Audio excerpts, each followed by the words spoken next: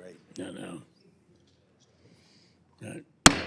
Committee on Foreign Affairs will come to order. The purpose of this hearing is to assess how the Biden administration is keeping sensitive U.S. technology from foreign adversaries like China while opening markets for U.S. companies in other countries.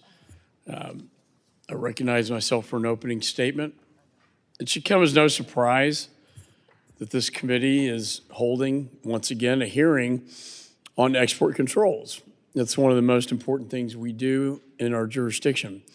They are essential to countering our adversaries, especially China, as they were to defeating the Soviet Union. During this Congress, this committee has already passed 4 bipartisan export control bills, and we plan to do much more. As the CCP expands their surveillance state and war machine, it's critical we stop selling our sensitive technology to them and to other adversaries. We are now witnessing a troubling trend where our adversaries use American components in their weapons and their surveillance systems. One need look no further than the CCP spy balloon that surveilled some of our most sensitive military sites. It was widely reported that it used commercially available American technology. We're beyond the point of a wake-up call.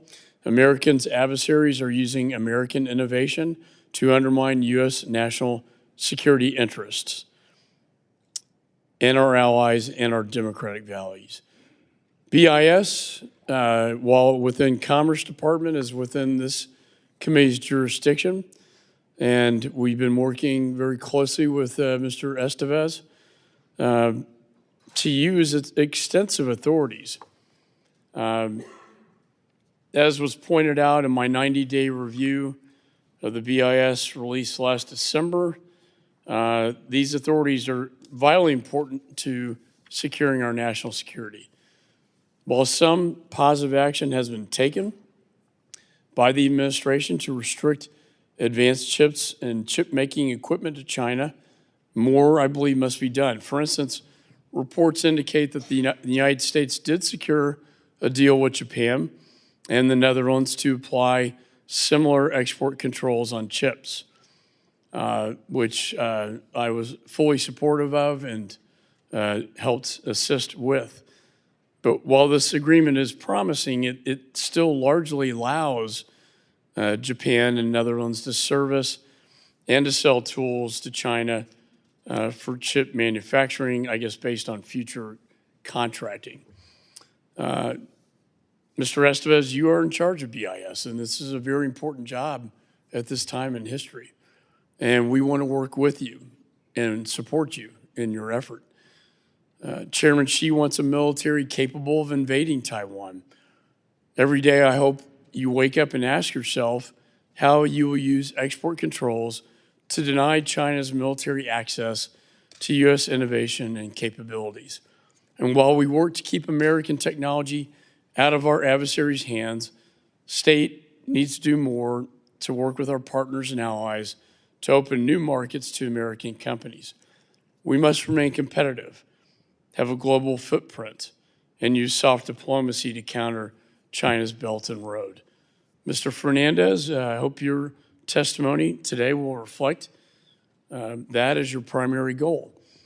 My bipartisan Championing American Business Through Diplomacy Act aimed at opening markets for U.S. companies. And I'm concerned that some of the aspects of that law may not be implemented as fully as it could. We need that for a great power competition. I'm also concerned the White House is either not listening to our diplomats or not being told what harm their actions are having on the U.S. economy. The President's recent decision to ban LNG export permits is a perfect example of a policy that harms U.S. business interests and U.S. foreign policy.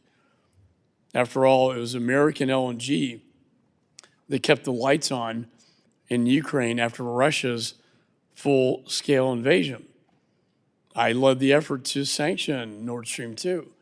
I never imagined a president would waive those sanctions, allowing Russian energy to and Europe to be dependent on Russian energy. But it's been American LNG that's helped Europe divest from Russia. American energy is the cleanest energy in the world. And when we take that option off the table, I think we're hurting ourselves and the world and putting that into the arms of China. And their energy is not clean. In fact, it's dirty. Finally, on the issue of Iran, I know Mr. Fernandez is not in your jurisdiction, but when we see an administration not enforcing sanctions on energy coming out of Iran being sold to China to the tune of $80 billion, that then goes into funding their terror operations, that's an energy policy that makes no sense to me at all. And I know we'll talk more about that. I know that's not within your purview, but I just say that in this public hearing that something has to change, on that. So with that, I now recognize the ranking member, Mr. Meeks. Thank you, Mr. Chairman, for holding this important hearing. And thank you to our witnesses today for appearing before us. We're here to discuss how to effectively use economic statecraft as a tool to compete with China. Now, this is a critical topic because Beijing is intent on evading international rules and using economic coercion against nations big and small to advance its interests. To ensure that we are successful in this competition, the United States must lead, must be pragmatic, and must invest in the core strengths of America at home and abroad. And if we are serious about competing with China, then we must actually compete. We know the billions of dollars Beijing is pouring into the Belt and Road Initiative. We know that last year Beijing increased its diplomatic budget by 12%. But how is the United States responding? Unfortunately, the Republican House majority has proposed cuts to the budgets for the State Department and for U.S. foreign assistance. That's not leading. That's not competing. That's not being present where we need to be present. The world must view the United States as a credible partner of choice when it comes to foreign investment, development, assistance, and clean energy and infrastructure financing. To do that, the United States must scale up initiatives like the Partnership for Global Infrastructure and Investment and Development Finance Corporation, and adequately fund the State Department, USAID, and BIS. Republican budget cuts will only tie our hands, undermine our ability to compete with China, and nations will ask, where are you, United States, as China continues its presence. If we're going to effectively compete with China, we also need an affirmative trade and investment agenda. And I believe the Biden administration's Indo-Pacific economic framework is critical for keeping America engaged economically in the Indo-Pacific so that China does not replace us as the economic partner of choice in Asia. As we compete with China, we must also affirm our national security interests. The Biden administration has imposed unprecedented export controls and outbound investment restrictions against China to ensure that the American dollars and technology aren't helping China develop military capabilities. In our discussion today, I hope we can talk about how to maximize our export controls in concert with partners and allies to make these actions even more effective. And as we strengthen technological security, we must invest in research and innovation here at home so that we position American industry to be globally competitive and create the jobs of the future for American workers. The work done by this administration, alongside Congress, to pass the CHIPS and Science Act and the Inflation Reduction Act will ensure that America excels in the semiconductor and clean energy industries both of which China is intent on dominating. These investments at home must also match with investments in our unique strengths abroad, our alliances and partnerships, whether it's re-energizing NATO, launching the foundational AUKUS partnership with Australia and the United Kingdom, or hosting a historic trilateral summit between the United States, Japan, South Korea. President Biden has revitalized our alliances. In addition, the administration has advanced shared interests in the region through results-oriented initiatives like the Quad, the Mineral Security Partnership, and the Indo-Pacific Economic Framework for Prosperity. Under President Biden, it is not America first or America alone. It is America back at the table, marshaling a united response to the PRC's coercion and aggression.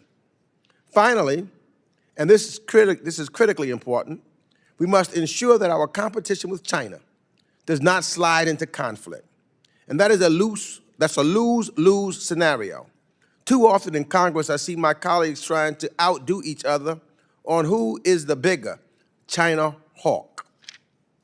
We've seen Republicans attack General Milley, who was before our committee earlier this week, simply for engaging with his Chinese counterpart to prevent unnecessary conflict. I, for one, sleep better at night when I know the lines of communication are open and one mistake and one accident does not lead to an all-out conflict. We need both deterrence and diplomacy to keep peace. The Biden administration, through tough but pragmatic approach, is already paying dividends for the American people, with the Chinese committing to work with us on addressing fentanyl trafficking and already acting on that commitment. This can save American lives. If we act alone, it will escalate tensions. If we don't live up to our values, then we will alienate our partners instead of isolating China. So I look forward to a spirited discussion today about how America can lead, continue to lead, continue to build the world's strongest economy, and continue to bring nations together in the defense of peace and shared prosperity. And with that, I yield back. Gentleman yields. We're pleased to have today here the Honorable Jose Fernandez, Undersecretary for Economic Growth, Energy, and the Environment at the U.S. Department of State, and the Honorable Alan Estevez, Undersecretary of the Bureau of Industry and Security at the U.S. Department of Commerce before us here today. Your full statements will be made part of the record. I now recognize Undersecretary Fernandez for your opening statement. Thank you. Thank you, Chairman McCaul. Thank you, Ranking Member Meeks and members of this committee for the opportunity to speak before you this morning. Our focus today is on countering the People's Republic of China on the world stage and empowering U.S. businesses to compete internationally. And I'm lucky to lead a team of some 1,500 economic officers located in almost every country on the planet who advance the administration's economic statecraft agenda and leverage U.S. global leadership to strengthen our domestic economy. We're more effective today than ever before in promoting U.S. businesses, and we owe much of that to this committee. Chairman McCaul, in 2019, you helped pass the Championing American Business Through Diplomacy Act, CABDA, to recognize the important role of commercial diplomacy in promoting U.S. prosperity and competing with the PRC. And I look forward to updating you on its implementation. In addition to promoting U.S. businesses, we also have to confront the PRC's predatory practices. We're making good progress, and what I'd like to do is to give you 3 quick examples of that progress. Number 1, we are addressing vulnerabilities in critical mineral supply chains. Almost a year and a half ago, I launched the Mineral Security Partnership to confront this challenge with key foreign counterparts, and we now have 14 partners plus the European Union collaborating to find critical mineral projects and to bring them to market. For example, the MSP has announced just recently milestones on 6 projects in every continent, ranging from extraction to processing to recycling. The MSP now has a pipeline of 23 projects, and our engagement will ensure that critical minerals are extracted, refined, and recycled in ways that benefit all of the countries involved. The second example I'd like to note is that thanks to Congress, we're using the CHIPS Act, the CHIPS Act International Technology Security and Innovation Fund, to rewire global semiconductor value chains. Already, 18 months after enactment, the ITSE program has become a new center of economic gravity. We've announced ecosystem reviews for Costa Rica, Panama, Indonesia, Vietnam, and the Philippines. And other nations are asking us whether they can be considered, and in fact, some are taking on the hard work themselves.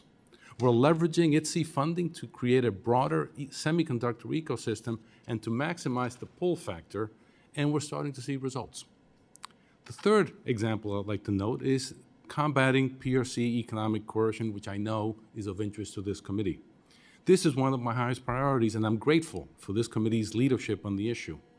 When partners face coercion, we are willing and we're able to help. I led the effort to support Lithuania almost 2 years ago, which faced PRC trade-based retaliation for opening a Taiwan office, and I used that case to develop a toolkit to directly support other countries facing PRC coercion. Today, Lithuania has survived the PRC's pressure, and it is not looking back. We have also coordinated with G7 countries to ensure that when the next case happens, we're ready.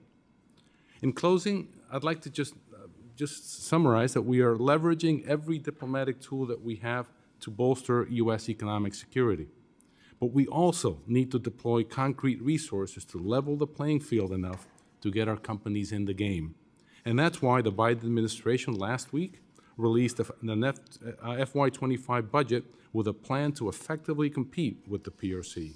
This request will allow us to continue to invest in the foundations of our strength at home, align partners on our shared interests, and tackle the challenges posed by the PRC. We can compete and we can win, but we need Congress's support to do it. Thank you, and I look forward to your questions. Well, thank you, Secretary Fernandez. And now recognize Undersecretary Estevez for his opening statement.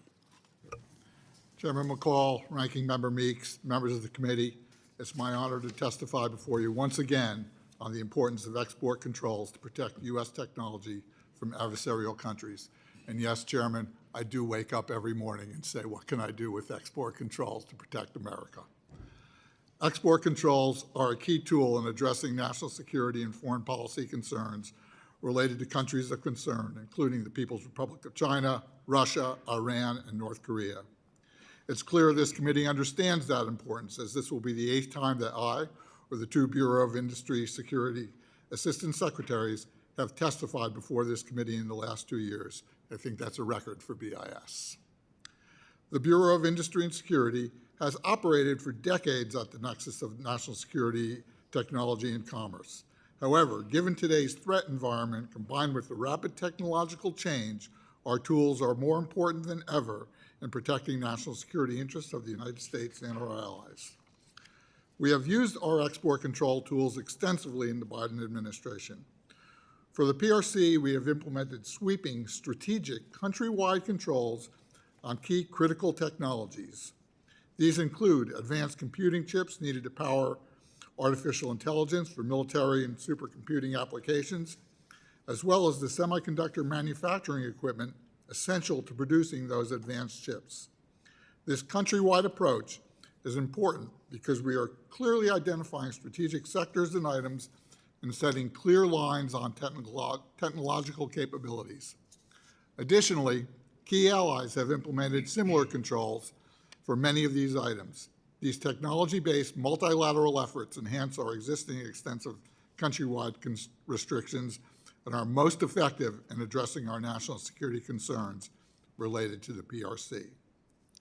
We continue to add PRC parties to our entity list, in fact, adding more than 300 entities in this administration. These actions help to backstop our technology-based controls by denying PRC entities access to predominantly commercial items that can be used for military applications or human rights abuses. BIS has also taken extensive action in concert with 38 allies and partners to impose extensive export controls in response to Russia's full-scale invasion of Ukraine. This multilateral approach has imposed increased costs on Russia and forced them to rely on pariah states like Iran and North Korea for weapons. Russia has also been forced to expend resources to create networks to evade our controls. In response, we have implemented new controls targeting Iran and entities throughout the world who are violating our restrictions. We continue to act strongly with our allies and partners to detect and disrupt those networks, and we are working with industry to enhance due diligence to detect efforts to evade our controls. While this work is important, I want to be clear. The most important step we can take right now to help Ukraine is to provide funding to support their fight. New funding, along with other tools in our toolkit, will continue to impose costs on Russia and those that seek to support Putin's unjustifiable actions. And while I recognize this hearing is about China, let me be clear, China is watching our actions and our willingness to stand up against illegal aggression. Helping Ukraine is also about China. Finally, speaking of funding, BIS has been asked to do more than ever in this era of strategic competition to address our national security and foreign policy concerns. To sustain our current pace and effectiveness, there are a few realities that this committee should consider. BIS's budget for core export control functions has remained essentially flat since 2010 when adjusted for inflation. BIS's law enforcement arm employs only 150 agents to counter the threat posed by nation-state actors. Our licensing workload has doubled from approximately 20,000 per year in 2012 to over 40,000 per year now, and licensing has become more complex as our rules have become more complex.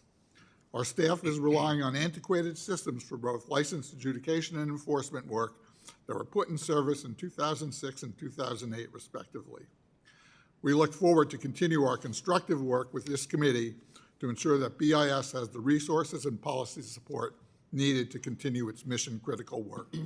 I look forward to your questions. Thank you, Mr. Estevez. I recognize myself for 5 minutes for questions.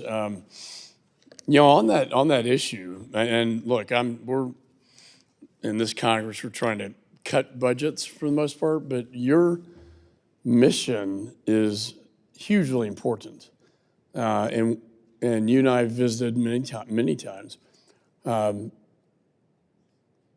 Your ability to stop technology from going to China, but also outbound capital flows, is extremely important. So if you have resources to request, please provide that to this committee. I know you have OMB, but tell them that I've asked you to report to this committee on what the resources are that you need to do your job, because I believe it's one of the most important ones. When you look at the hypersonic weapon had American component parts in it, the spy balloon. We have to stop exporting this technology.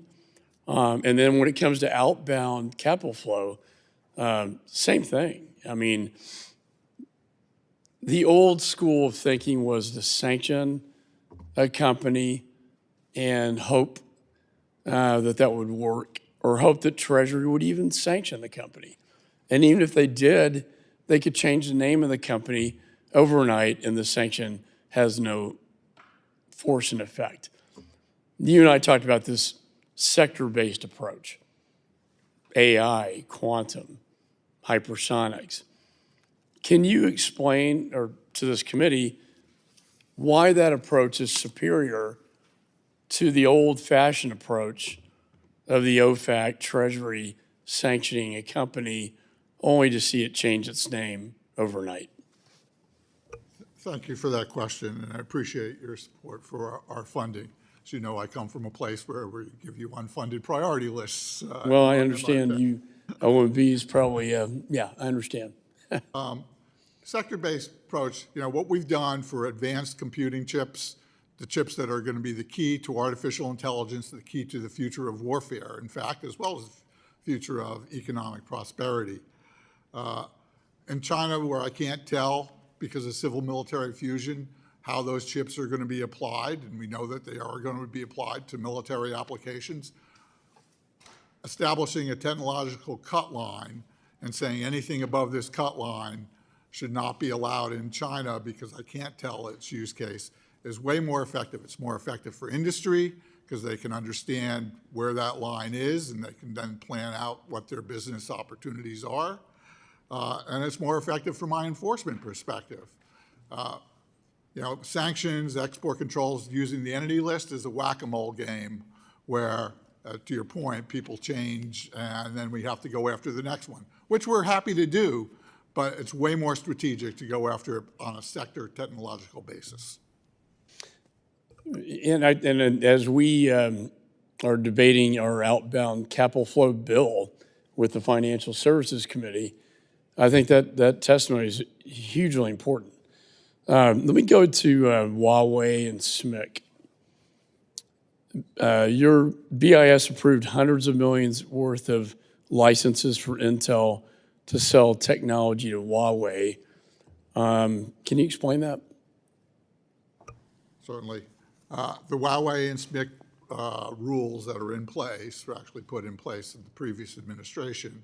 However, when we put in these sector-wide controls that we were just talking about, SMIC is certainly subject to those controls, so they can't get the equipment that they would need to make the highest-end chips needed for GPUs, graphic processing units. Can I ask you on that one? Because SMIC was able to use the tools and the machines and American equipment to make the 7-nanometer chip, which is the gateway to AI.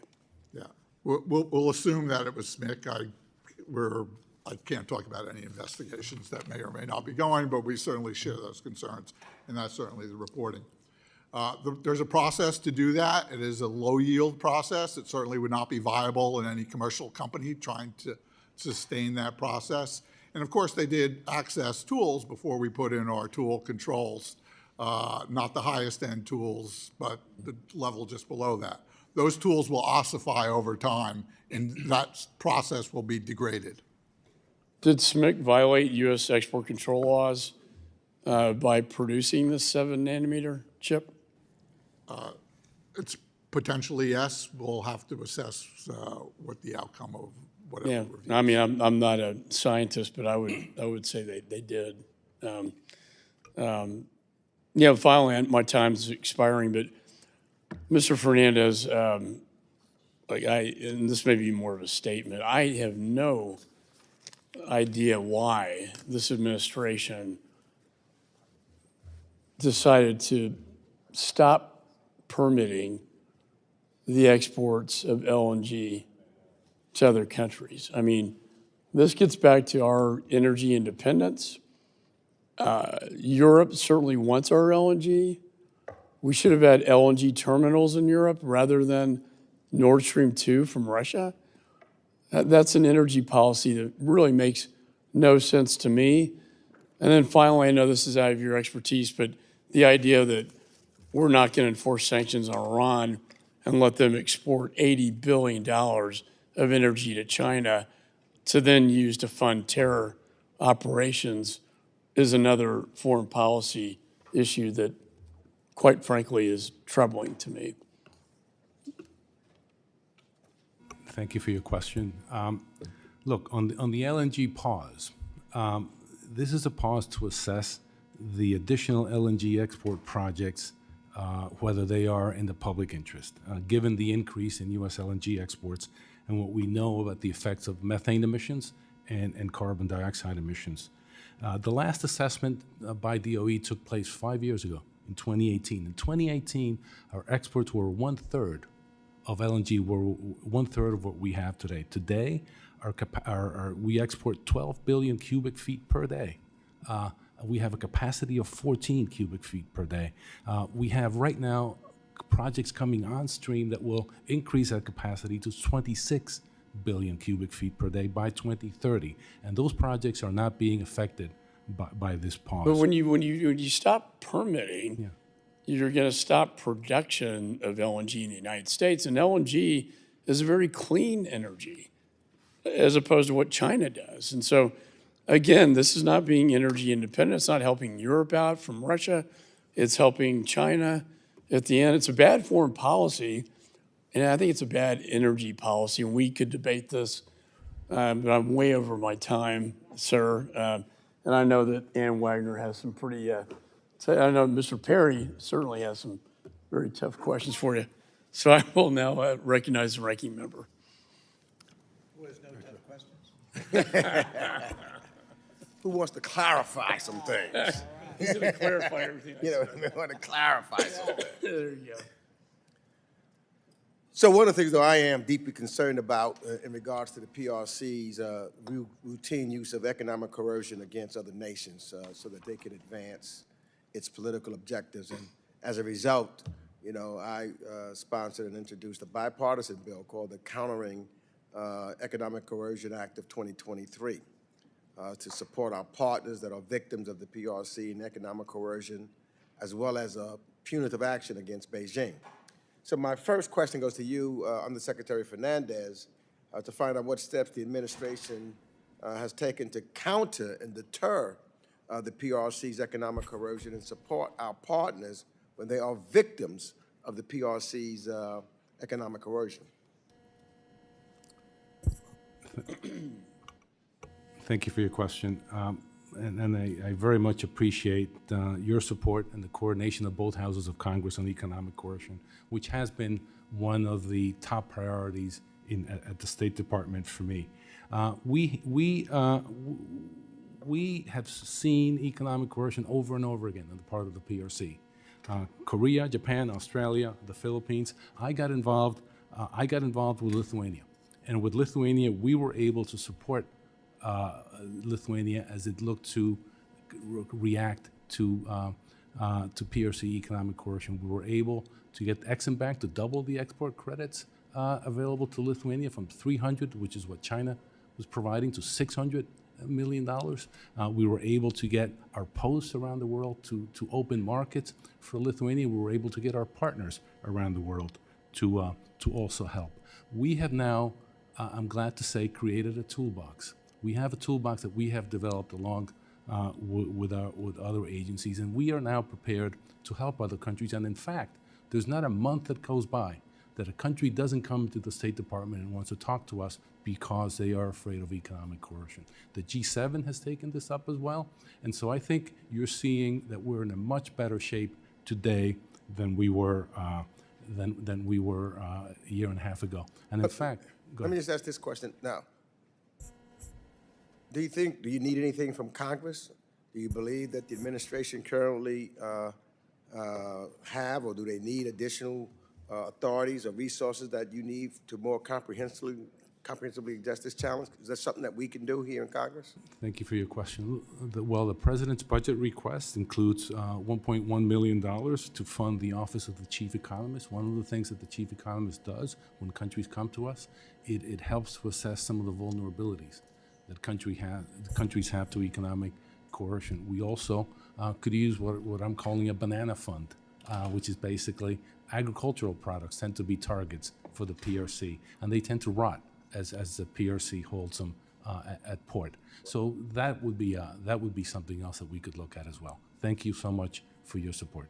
And Undersecretary Estevez, I know, and you had the discussion with the chairman in regards to the budget, and I guess the president in his budget request included $223 million for BIS, which, you know, I think we need to make sure we get done. And you testified to some why and what to the detail of what you think is needed. But let me just ask this question. In your estimation, does BIS currently have the modern IT infrastructure and software to conduct its day-to-day business effectively? The answer to that is an emphatic no. Thank you for the question, Congressman Meeks. You know, as I said, we're using antiquated systems fielded in the mid-2000s using 1990s technology. You know, there's some requests before the committee for some data. We are doing manual pulls of that data right now because I do not have Google for like answering the questions that I need answered and that I'd like to support the committee with. And I have an enforcement function that also needs to be able to track who's doing what, where. That's really antiquated. And let me, because I have limited time left, and maybe I'll try to do this in a yes or no real quick, dealing with China export control, because I believe the administration has supercharged our export control policy in the face of tremendous geopolitical change and challenges in the Indo-Pacific. So let me ask you real quickly. In just over 3 years of the Biden administration, the Department of Commerce has added, I think it's more than 1,200 entities to the entities list. Is that correct? Oops, that's correct, about 43% of the entity list. And among those, BIS has added 303 PRC entries to that entry list. Is that correct? 312, about 312. 39% of all entities on China. And is it accurate that under your leadership at BIS issued expansive new controls on items, end users as it pertains to semiconductors and advanced computing industries in China? That is correct. And based on BIS's analysis, what has been the impact of these controls on the PRC? My analysis, which I would say I draw on the intelligence community and business, quite frankly, to assess that, we're having a major impact in China, which will, over time, will be even greater. So my time is just about expired. It's my last question because I'm concerned about the critical mineral supply chains. I'd like to know what steps has the Biden administration taken to address the demand for critical minerals and enable the United States, along with our allies and partners, to secure greater controls of this supply chain so we're not beholden to China for access? Thank you for your question. Look, as you know, we're going to need exponential amounts of critical minerals to reach our clean energy goals. 42 times the amount of lithium, 25 times the amount of cobalt. That's our need. Our vulnerability is that right now, depending on the mineral, 100% of the graphite comes from China. 80 to 90% of all critical minerals are controlled or mined or owned by the PRC. What we have done is we brought together 14 countries plus the European Union to create the Mineral Security Partnership in order to share information on critical mineral projects, invest together, finance together, and we're getting results. Just as I mentioned in my opening statement, we have it in a year and a half, and this is lightning speed for the mining sector. We have 6 projects that are coming on stream. We have 23 projects that are coming on board. And the one thing, and this is what I take away from this, is that countries are hungry for U.S. investment. We have a different offer from the PRC. We value environmental standards. We support transparency. We cannot, our companies cannot engage in corruption. And so what we are hearing from governments and what we're hearing from countries in Africa and Latin America is that they want U.S. investment. They want our technology. They want our practices. And I hope that in the future we'll be able to come to this committee and have even more projects that we can say we have brought on stream. We're making progress. Thank you. My time has expired. I yield back. Gentleman yields. Chair recognizes Ms. Wagner. I thank the chairman, and most of all, I thank my colleagues for understanding and letting me leapfrog. My time's no more important than any of yours, but I am most grateful. Gentlemen, vigilantly enforced and properly coordinated U.S. export controls deny China the access to sensitive technologies that it wants to steal and fuel its military modernization. However, our current export control system is deeply flawed. As a result, controlled U.S. technologies are turning up in enemy programs, such as the spy balloon that was sent over my state of Missouri and the rest of the continental U.S. last year to collect data on frankly, our most sensitive military installations. It is imperative that our export control system is efficient, targeted, and effective now that China, Iran, and Russia have formed a new axis of evil to attack our national security interests and help each other circumvent U.S. export controls. And this is why I am sponsoring legislation, the Export Control Enforcement and Enhancement Act, to ensure these critical safeguards are more agile and airtight. Undersecretary Estevez, I thank you and your staff for working with me on this legislation and providing good feedback. I look forward to continuing to discuss with your team and stakeholders as we move this bill forward. Secretary Estevez, I want to be clear that Commerce must improve its efforts to keep controlled American products and IP from falling into the hands of bad actors. But we also need to pressure our allies to do the same. How are you pushing allies and partners to harmonize export controls and tighten enforcement, especially, I'd say, on microchip technology? And what tools does the administration have to compel allies to align with our export control policies and not inadvertently help China skirt U.S. export controls?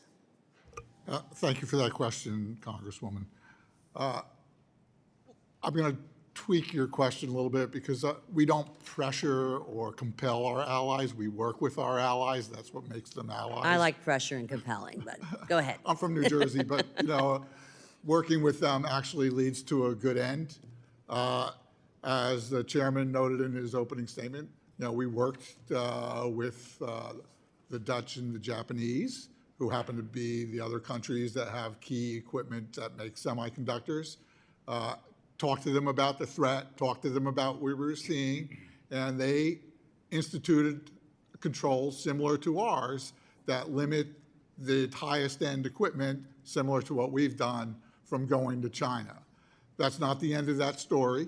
There's more work to be done. There's work about components that include other countries, and my frequent flyer miles are rising, going out and talking to our allies on those I hope so. And let me follow by saying, in February, the administration sanctioned 4 companies providing material and technology to Iran's missile and drone programs. How extensive is China's support for Iran's weapons program? What more can be done to restrict the transfer of Chinese origin weapons or supply of related components to Iran and its proxies like Hamas and the Houthis? So what we've done with regard to Iran, Iran's sanctions program, which includes export controls, is actually managed by the Treasury Department. But we have, related to Russia evasion, put, as you noted, controls on a number of companies. I think it's 11 more than the 4 that we initially put on. We put a bunch on in December as well. And we instituted foreign direct product rule, both for those companies and for a slew of other EAR 99, normally not regulated controls, so that even if it's not made in the United States, but it's made with U.S. tech, it is also subject to those controls, and we're slapping down, I think, 121 Chinese companies. Thank you. Secretary Fernandez, earlier this year, the Biden administration announced a pause on pending decisions on LNG exports to non-FTA countries. This pause has injected new uncertainty into the regulatory environment in the U.S. for foreign buyers and is disadvantaging our companies as they compete on the global stage for contracts. At the same time, this administration refuses to enforce sanctions on the sale of Iranian energy to our adversaries. While we stop our energy from flowing to the global market, we allow Iran to flood the market with their energy, keeping the world dependent on bad actors and fueling China's machine. I am out of time, sir, but I would really like for you to answer in writing how you lead state officials for energy. Did you agree with these decisions? What responses did you get when you engaged, et cetera? But my time has expired, and I will respectfully yield back and hopefully look forward to your answer in writing. Thank you, Mr. Chairman. Yields. Chair recognizes Mr. Connolly. Thank you, Mr. Chairman, and welcome to our panel. I heard earlier concerns about our energy posture and the Biden administration asleep at the wheel or something and jeopardizing our energy security. Mr. Estevez, wearing your Commerce Department hat, who's producing the most oil and gas in the world today, number 1? Not my writ, but the United States. United States. And is it an all-time record? Again, not my writ, but I believe so. Yes. Would we call that sort of energy self-sufficient at this point? Have we pretty much kind of achieved that? I believe so. You believe so? Are we in fact now exporting oil and gas products because we produce so much for our own domestic consumption? Yes, we are. And are we in fact providing a lot of LNG exports to our European friends who are trying to wean themselves off Russian oil and gas? And are we not, in fact, is it not expanding so much that we're actually expanding facilities to receive that LNG in terms of depots and tanks and the like, in terms of constructing new facilities in Europe? I'm going to yield that to Undersecretary Fernandez. And Mr. Fernandez, if I could ask you, please to speak into the mic. You're very hard to hear. You have a low voice. Okay. Thank you. Can you hear me now? Yes. Just very simply, our LNG producers have really stepped up to the plate in response to Russia's invasion and Putin's weaponization Right. of energy. Right now, 70% of our U.S. LNG exports go to Europe. We actually provide the Europeans more than 50% Right. of their imported LNG. Right. So across the board, actually, we're kind of hitting all records. So let's stop the myth that there's a problem with the Biden administration with respect to energy. And oh, by the way, if we want to get into renewables, and I do, we're also producing more wind energy and solar energy than ever before. Is that not correct, Mr. Estevez? That I can't answer because I just Yeah, haven't the answer followed, is but I believe so. Yeah, the answer yes. is yes. Okay, appreciate it. Mr. Estevez, recently the French president, a few months ago, said, unbelievably, that Taiwan was really an American concern. And he said it, I believe, in China. I mean, talk about a warning light and an invitation to a hungry wolf to have at it. That fits the bill. As if Taiwan were a parochial concern of the United States. So help me understand why another country like France might be interested in Taiwan from, let's say, an economic point of view.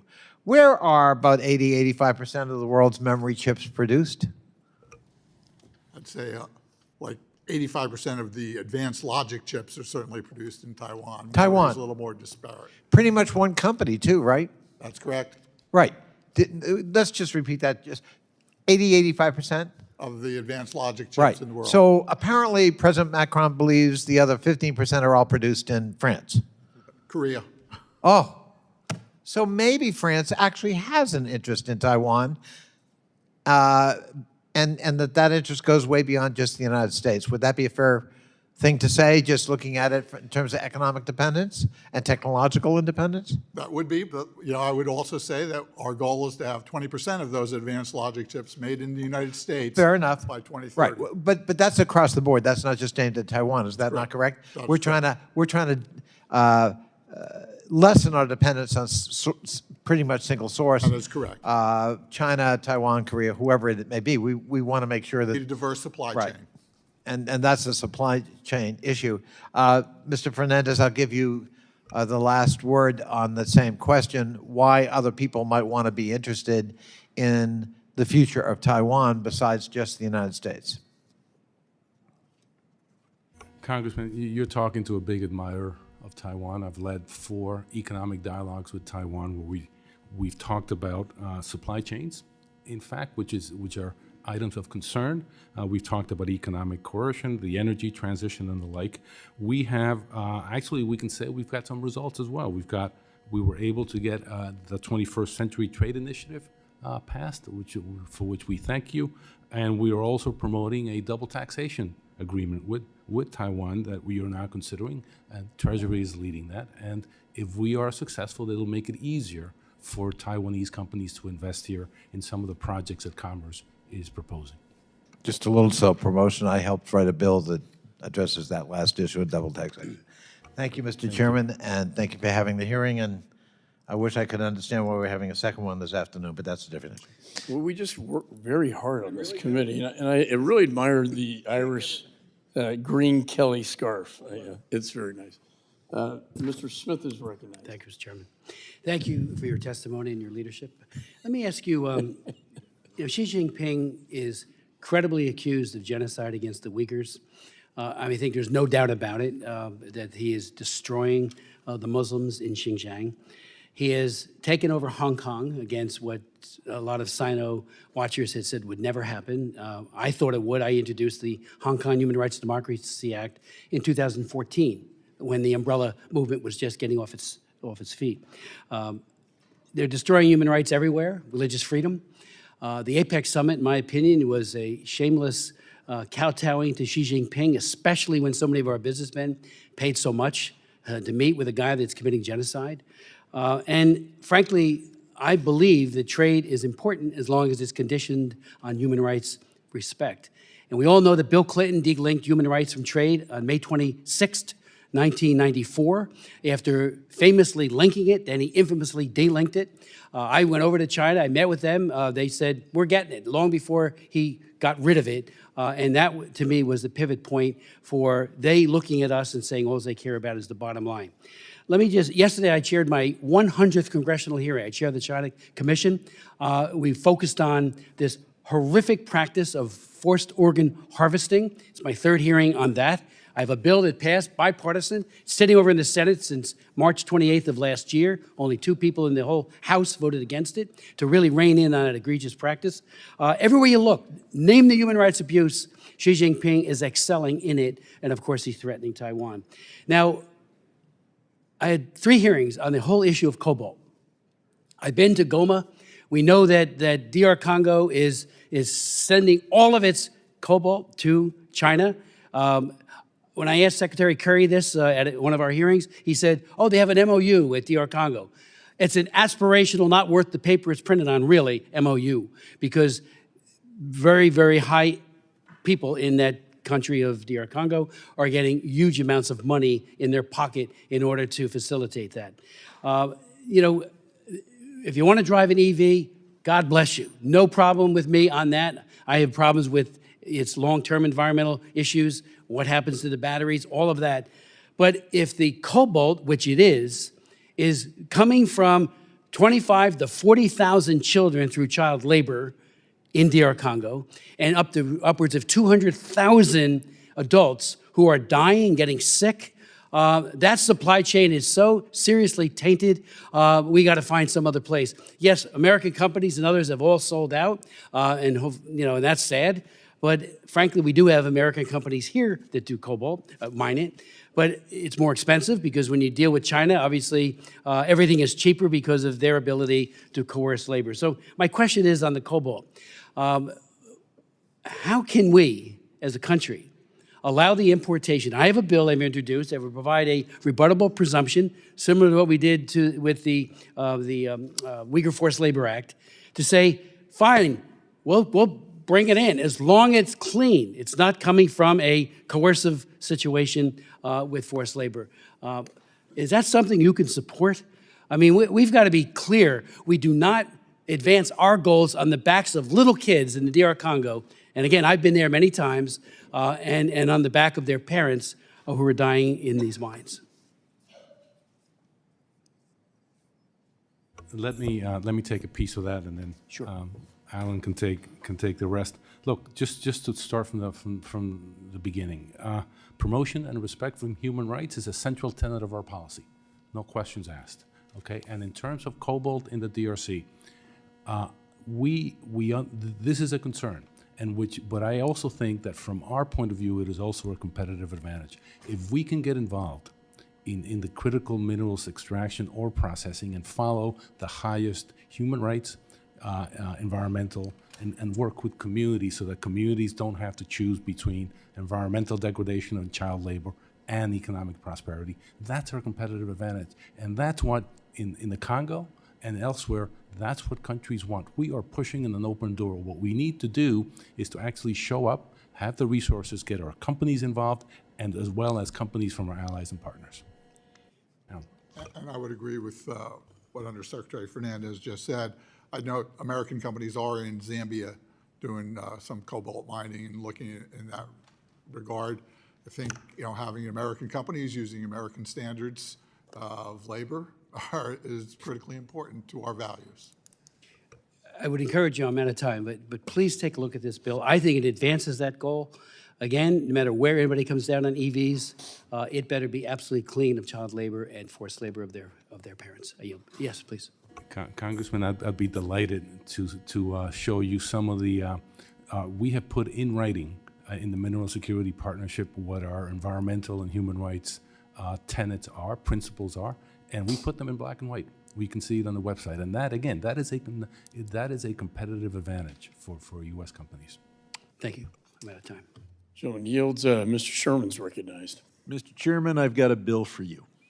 Excellent. You mentioned capital flows. We have a capital gains allowance built into our tax code because we believe that encouraging people to invest in stocks means that you build the economy. We provide a capital gains allowance for those who invest in Chinese stocks, building their economy at the cost of the U.S. taxpayer. But here's the good part. China has investment incentives for their people to invest in their economy, and they don't provide those incentives when people invest here.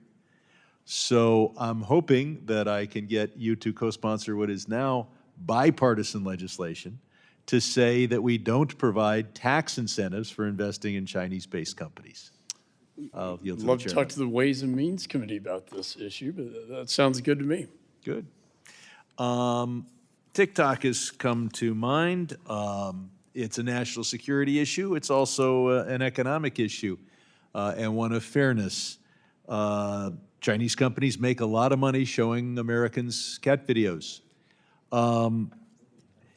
Does China allow U.S. apps on the phones of Chinese citizens so that they can see cat videos in a way that makes money for American companies? Mr. Estevez. I don't believe that they do. So why in the hell do we let them make money on our cat videos when we can't make money on our cat videos? Undersecretary Fernandez, we've got the Indo-Pacific Economic Framework. It involves a host of countries that seem to all kind of be in Taiwan's neighborhood, plus us, of course. What is the current posture of including Taiwan in the Indo-Pacific Economic Framework? We have an open architecture. Taiwan and any other country can apply to join. So do we expect that the other countries in that framework would be happy to have Taiwan join? Is there a reason they're not in it? I wouldn't be able to speculate, sir. I will tell you that Taiwan is one of our largest trading partners. It's Mr. it's an Estevez, important is there any economic- political obstacle to Taiwan joining the effort? Not that I'm aware of. Okay. So I'd want to point out that the Biden administration has done an unprecedented job in export controls to China. I understand there are 2,888 entities, entries on the entity list, and that 43% of those are added by the Biden administration. Do I have that correct? That is correct. We have the BIS, which is designed to effectuate our export controls. It's my understanding that that has been flatlined in appropriations. Does BIS need more money? And given the fact that if I went to the grocery store with the same amount of money as I took in 2010, I'd be considerably thinner than I am now. Haven't we seen an actual cut in our efforts to implement export controls? Our budget, to your point, has been flat. Our workload And then has when you say- doubled, and it's way so- more complex. Flat, not even adjusted for inflation, flat. Adjusted for inflation. Adjusted for inflation, Yep. but that's it. But we have more technology, more trade, and how many more applications do you have to deal with now than you did 15 years It's ago? gone from 20,000 to 40,000, and again, way more complex. Gotcha. One more thing. There is well over 100 companies in China whose activities are an anathema to us. Some of them human rights violators, some of them just integrated into the military-industrial complex. And they're such an anathema to us that no American can buy any product of that company. They happen to make paper clips, you can't buy the paper clips. So if the company's so bad that you're not allowed to buy anything they make, can either of you gentlemen figure out why we would allow Americans to buy stock in such a company? Or is this just a congressional oversight? I will tell you that what we have, what's now in the works, and and you know this, is a very narrowly focused outbound investment rule for products that could end up in China's military fusion complex. Got I'm not another aware bill of- for the chairman that says if you can't buy a product of a company, you can't buy stock of a company in China. It's not as interesting as the first bill I brought up, but bringing it up at the end, and I yield back. Gentleman yields. Chair recognizes Mr. Wilson. Thank you very much, Mr. Chairman, and thank you for being here today. And indeed, we look forward in a bipartisan manner to work with Congressman Sherman on his very innovative initiatives that he's proposing. But as we begin, I want to thank Chairman Mike McCaul for his leadership this week. On Tuesday, he actually created historic significance in that, sadly, the appeasement in Afghanistan was revealed with 13 Marines murdered at Abbey Gate was solely the responsibility of Biden. On August 26, 2021, Biden blamed the military for the disaster. But with the leadership of Chairman McCaul, we now know with General Mark Milley and General Frank McKenzie, they verified Tuesday that the irresponsible decision was Biden alone. Equally, we found out that as Biden blames Donald Trump, there have been the violations of the Doha Agreement by the Taliban, and Donald Trump has indicated that it was conditions-based and he would have never left Bagram Base. And so that was a historic hearing that we had, and then today we're grateful to be here with you, and that is Secretary Fernandez, Indo-Pacific countries are in the middle of energy crisis. Current production levels cannot meet the growing demand for energy in the developing countries, and many countries in the region do not have geopolitical topography for the support of green energy sources such as wind, hydro, and solar. Many countries have expressed a desire to work with the United States on transitory energy such as cleaning current coal resources or natural gas to meet energy demands while improving the current environmental standards. Yet, utterly irresponsible to me is that the Biden administration has announced restrictions on gas, oil, and LNG exports, putting these countries in a bind and having no choice but to proceed to alternative suppliers, such as the Chinese Communist Party. Current record exports by the United States are the result of the Trump administration's successful policies, not the current administration. And in fact, there's a contrast. As Trump promoted energy independence, Biden is promoting battery dependence on Chinese batteries. And there seems to be a Biden obsession for creating dependency on Chinese batteries, destroying American jobs. With the current proposal to cut back on exports, Secretary, how does this affect particularly LNG exports to Japan? Congressman, thank you for your question. And let me say it again. It's an LNG pause. It's a pause designed to figure out by the OE whether additional LNG export projects are in the public interest. That is an assessment that the DOE will make.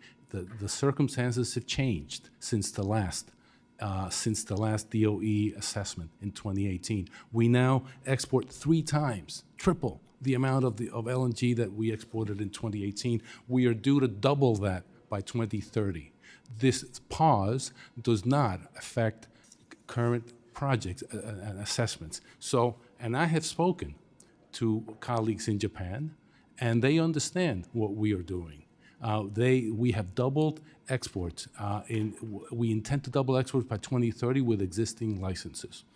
On Afghanistan, I'm not going to get into some of the specifics. I will tell you this: I keep a photograph in my office of an Afghan worker standing on line at the airport, and I can see the panic in his face. My colleagues at the State Department, including me, work night and day, and we stand by that work. On batteries, let me just say that the Inflation Reduction Act has already led to substantial investments in battery manufacturing in the U.S. I was in Georgia a couple of weeks ago. And- Georgia, and, hey, Georgia as- has received. Hey, my time is about up, but indeed, the Inflation Reduction Act, how irresponsible is that? Almost $1 trillion to be used to subsidize Chinese batteries. I find it totally irresponsible. It has nothing to do with inflation reduction. It has everything to do with promoting dependency on Chinese batteries, as you're just revealing. And that's just irresponsible, and we should be promoting our efforts of LNG and gas exports to produce American energy independence. I yield back. Thank you. Gentleman yields. Chair recognizes Mr. Keating. Thank you, Mr. Chairman. Mr. Estevez, you mentioned in your opening statement that China is watching our actions in Ukraine. I agree. Can you expand on the importance of us right here in this Congress as we take 2 weeks off and we're on vacation and Ukrainian soldiers are going to be dying in the front line? Can you expand on the importance of how that commitment is to our allies and our coalition for our security in Indo-Pacific, as well as our economic interest in the Indo-Pacific? We just had a bipartisan Senate bill, not just, frankly, 5 weeks ago, passed by an overwhelming margin. And we sit here to take 2 weeks off and don't act on this. So you mentioned it in your opening remarks, and I'm glad you did. Can you tell us how important it is that we honor our commitment to our coalition over 50 other countries, including in the Indo-Pacific, working together on this and not shirk our responsibility, which frankly, with 185 members signing a discharge position, all Democrats, but I must say, including members of this committee, I think over 100 Republican members at least willing to vote for this if the Speaker of this House put it on the floor for a vote. Can you tell us, as we talk about this issue this morning, how important that is to the things we're talking about here? Certainly, I'd be happy to, Congressman. I really appreciate the question. I know, my writ at Department of Commerce is export controls, and we have tight export controls on Russia. Unfortunately, export controls don't cut and immediately stop the Russian defense industrial base.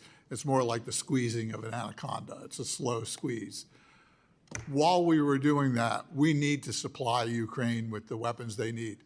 That is, as a national security professional, 36 years in the Department of Defense and my current 2.5 years at Commerce, supporting our allies, showing our allies that we have the spine and backbone to meet our commitments to NATO, our commitments across the Asia Pacific, in front of malign actors who would overturn the world order that we established about 80 years ago already, post-World War II.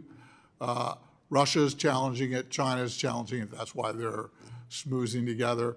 Showing that we will stand up to aggression is critically important in providing Ukraine the funding that they need to without U.S. boots on the ground, to sustain their fight against Russia and Putin's illegal invasion is critically important to our world standing. Well, thank you. I think it's just not about democracy, although that's fundamental.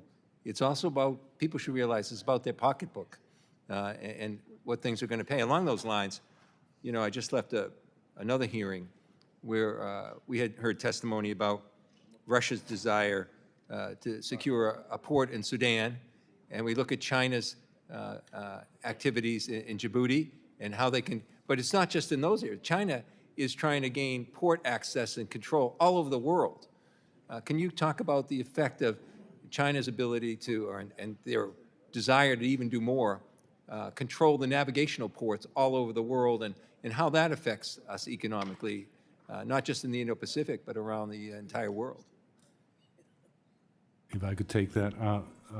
China has made investing in ports and strategic infrastructure a priority through BRI, Belt and Road Initiative, through a number of investments. They also have a national security law, obviously, that compels Chinese companies and Chinese nationals to follow national security dictates. This is a concern. And what we are doing is we started a strategic ports initiative, state and the NSC and others, to work on funding companies that want to invest in ports around the world, and also to work on other infrastructure involving maritime transport. Yeah, it's fair to say, you're talking about $1 trillion issue here. You're absolutely right. You're absolutely right.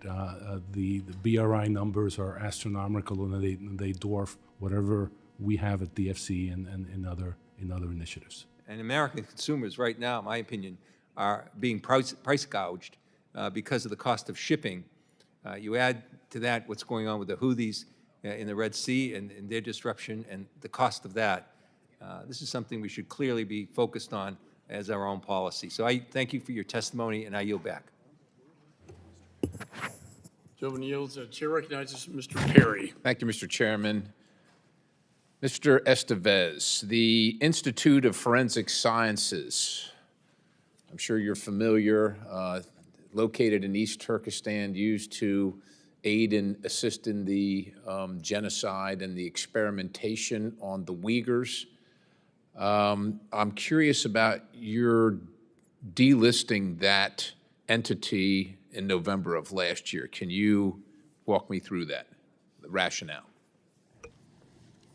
Thank you, Congressman Perry.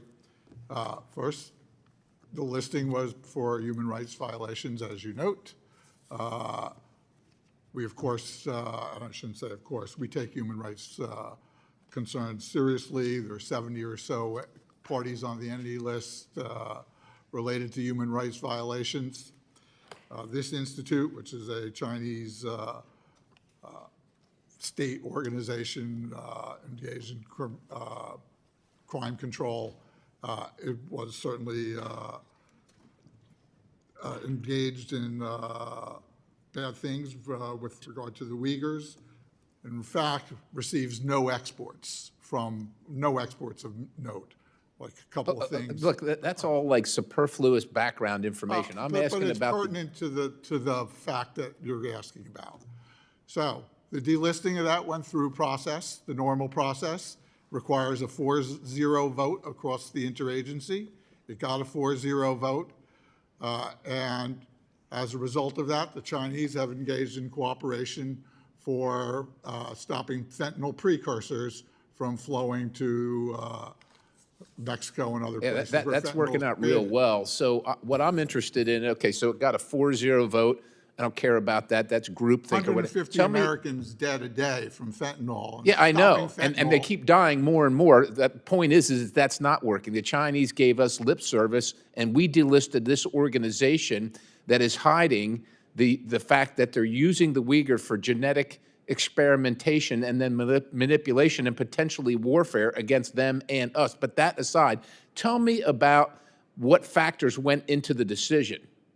The factors that went into the decision related to Chinese cooperation related to fentanyl precursor, stopping fentanyl precursors. So it relates to the fentanyl precursor manufacture, delivery to Mexico, and so on and so forth.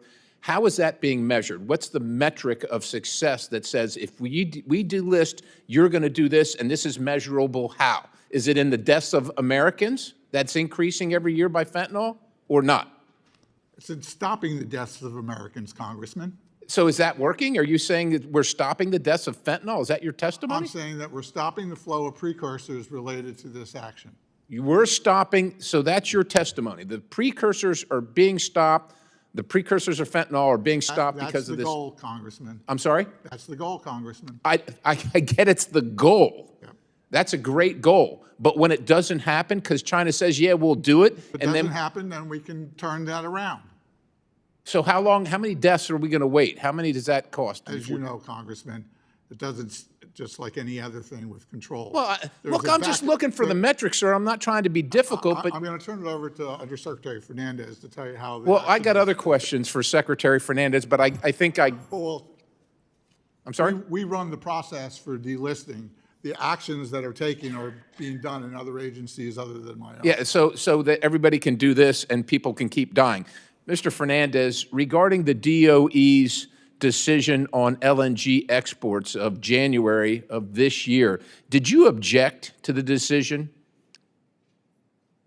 No? So you act as though we've had other reviews and this is similar to that one, but on the other reviews that have occurred, has there been any pause as a relation to the review? I can't tell you what has been. Let me done tell in you, the there past. have been none. So right now, we're talking about the pause that's happening is for contracts that are being bid for 2030. For 2030, let me ask you this. The other countries that we might be competing with or that are strategic adversaries to the United States, to say the least, do you think that they're concerned with environmental justice issues when they make considerations about their LNG production and exports? Like Iran, do you think that's a topic for Congressman, Iran? By 2030, right now, with the existing guidance, we will have doubled. It doesn't Okay, matter, hold on, sir. Let me finish. Let me finish, please. And clean energy and climate are critical issues to this administration. Now, we can argue about climate change. We can get into that. But as far as we are concerned, So my question it for is the you, existential okay, challenge of our time. it's great if it's doubled, tripled, quadrupled. That's irrelevant to me. The question is what other countries that we're competing with are considering environmental justice? Countries like Iran. It is not about environmental justice. Well, it says so. If I may, That's one of the considerations, wasn't it? If I may, Sir? if I may. I'm listening. It is not about environmental justice. It's about So that was climate not one of the change. considerations? It is not about, and again, we are doubling. I'm just asking, sir, was that one of the considerations?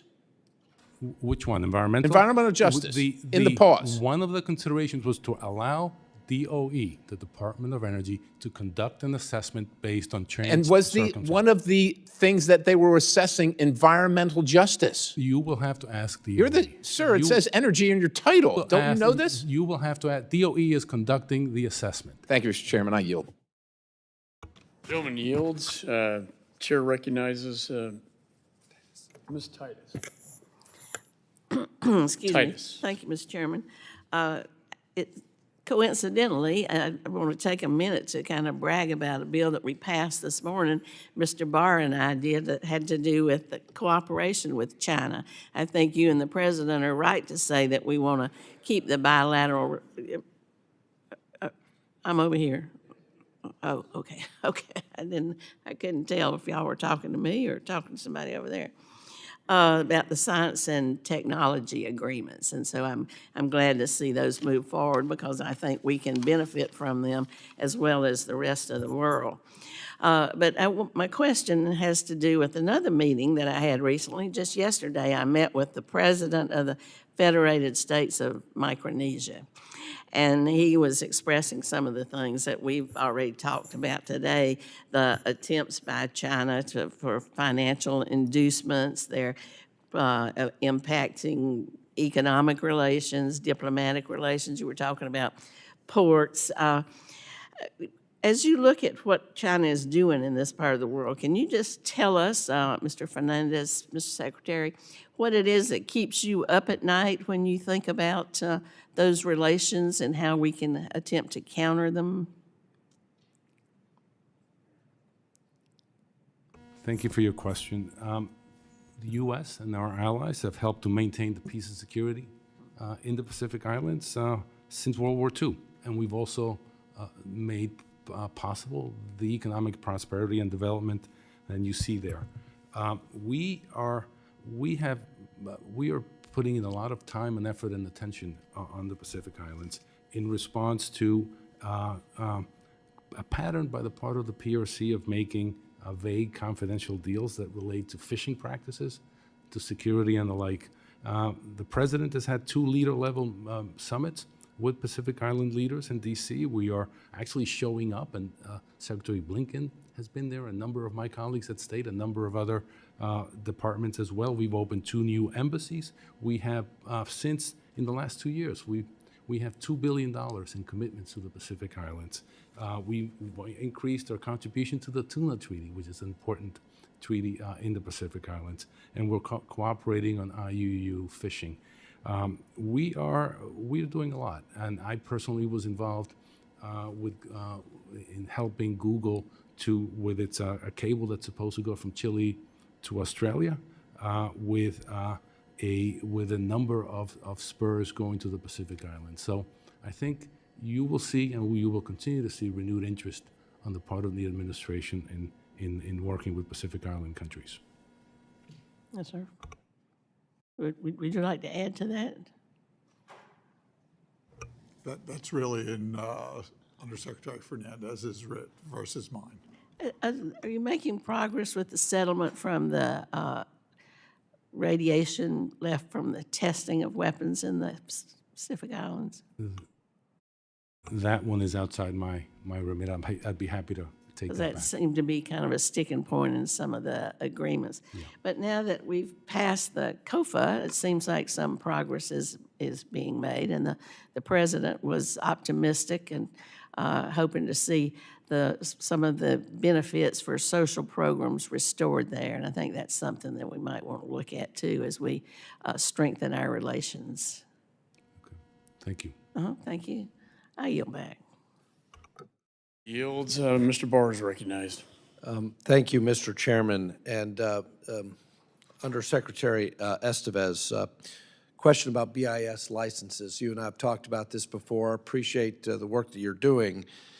Last year, I asked you how many BIS licenses were approved for companies that wanted to do business with entities on the Department of Defense 1260H list. That's the Chinese military companies, or the Treasury list, the NSCMIC list, the Chinese Military Industrial Complex list. Your response was that you needed to get back to me. That never happened. Let's try again this year. Do you know how many BIS licenses were approved for companies that wanted to do business with entities on the DoD 1260H list or the CMIC list? I don't know that answer. I know. Don't you? Can I just say, that's okay. You don't know. Well, maybe it's okay, but don't you think that's a really important question for BIS? Here's what I would say.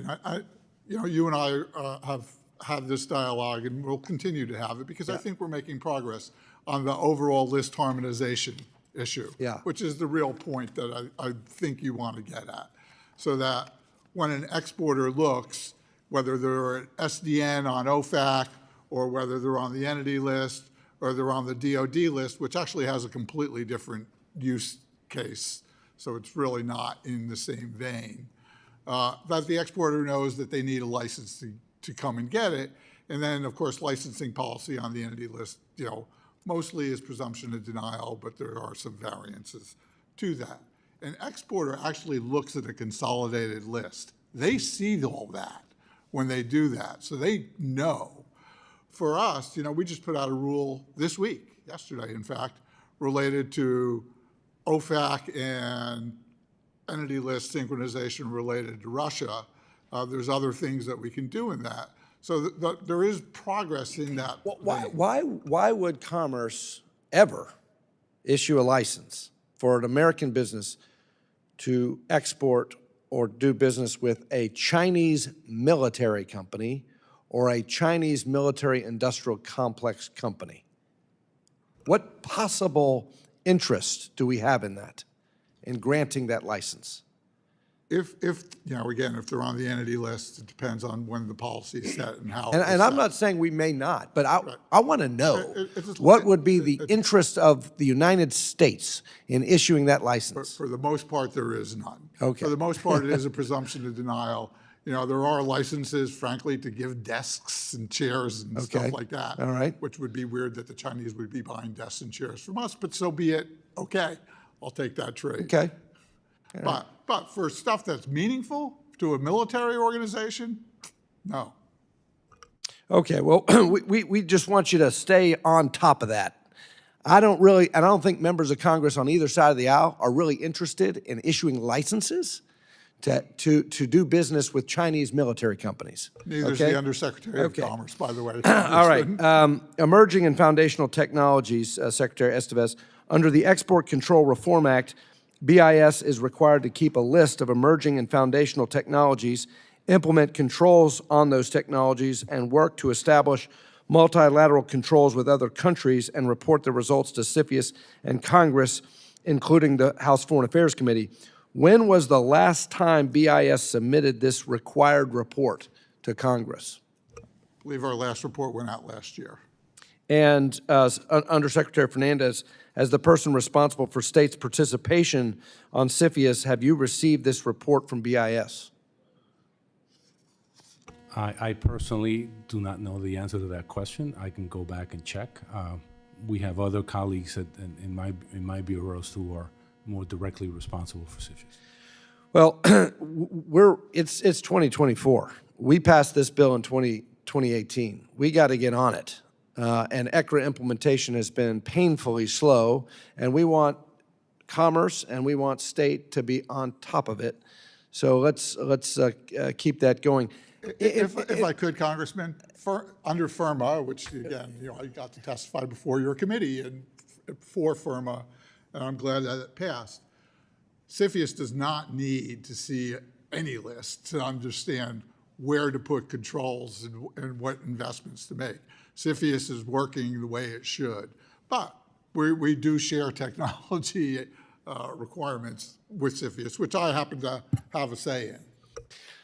My time has expired, but I want to just make the point that whether we do sector-based investment controls, Mr. Chairman, or whether we do sanctions or both, what we want, and I know the chairman shares this view, what we want is precision and certainty and clarity for the American private sector. So implementation of the executive order or legislation we're working on, we don't want the private sector to be guessing. We want the American private sector to know what is red light and what is green light. That's what the export control system has achieved largely over the years, and we want that to be the case with outbound capital flows as well. Concur with you, Congressman. I yield. And gentleman yields, I would like to take this opportunity to ask you, Mr. Estevez, financial services has a bill, foreign affairs has a bill, ours is sector-based, theirs is OFAC sanction-based. Is there, in your opinion, I know you're a sector-based person, sort of like I am, but is there a way to combine both approaches? And would that be more effective? There probably is, Congressman. You're coming up off the top of my head here. Right. Right. But I mean, we do it with things, sector-based that I've done on semiconductors and semiconductor equipment, or what we would say artificial intelligence don't support Chinese companies that are building models of X, 10 to X 26, or something like that. And we could say, don't support these companies as well in your investment. The stock exchange thing that Congressman Sherman was saying, don't buy their stock, don't support those companies. So I think there's probably a combination that you could do that gets at the full gamut of what needs to be done. Well, give that some thought, and perhaps you could get back to me, Mr. Barr. Happy to. That'd be very helpful. You bet. Thank you. Chair recognizes Mr. Stanton. Thank you very much, Mr. Chairman and Ranking Member, for holding this important hearing. Thank you to our witnesses for being here today. Mr. Chairman, I owe you a big thank you. Arizona owes you a big thank you. Chairman, you are a champion of the CHIPS and Science Act. The President of the United States and Secretary Raimondo, Department of Commerce, were in Arizona yesterday, as was I, to announce the largest investment of CHIPS and Science Act resources to Intel, which has its largest manufacturing facility in my district in the state of Arizona. Those will also benefit their manufacturing facilities being built in Ohio, in Oregon, as well as New Mexico. Equally as important, supporting the security of the supply chain that goes along with it. Incredibly apropos for today's conversation. $8.5 billion in investment to grow semiconductor and improve security in the semiconductor supply chain. The CHIPS and Science Act investments are intended to spur American manufacturing and shore up national security. But these investments need to be complemented by appropriate export controls administered by the Bureau of Industry and Security that make sure that these important innovations work for the American companies and bring resources and jobs to American families and ensure that our supply chains are as secure as possible. Export controls are most effective when imposed by multiple countries, not done just unilaterally by the United States. Undersecretary Estevez, how has the Biden administration worked to rebuild international engagement on export controls after a few years of taking unilateral action? Thank you for that question, Congressman. In the semiconductor space directly, we moved out on some controls, some sweeping sector-wide controls with regard to China. But we were talking to our allies as we were doing that. Our allies, fortunately, share the same threats, share the same values that we see, and shortly after we took our action, they took similar actions so that they have also stopped the highest end of semiconductor manufacturing equipment from going to China, but that can threaten us in the future. We know that there are still gaps in multilateral export controls. U.S.-China Economic and Security Commission's 2023 annual report showed that China was able to stockpile semiconductor manufacturing equipment between when the U.S. implemented its October 22 semiconductor export controls and when Japan and Netherlands fully implemented theirs in September 2023. What is BIS doing to ensure our allies are honoring and implementing their respective semiconductor export control rules in parity with the United States? And that's for either witness. I'll take that. First of all, we monitor sales across the globe, just the way, as if we were buying stock, quite frankly, looking at the investments to make.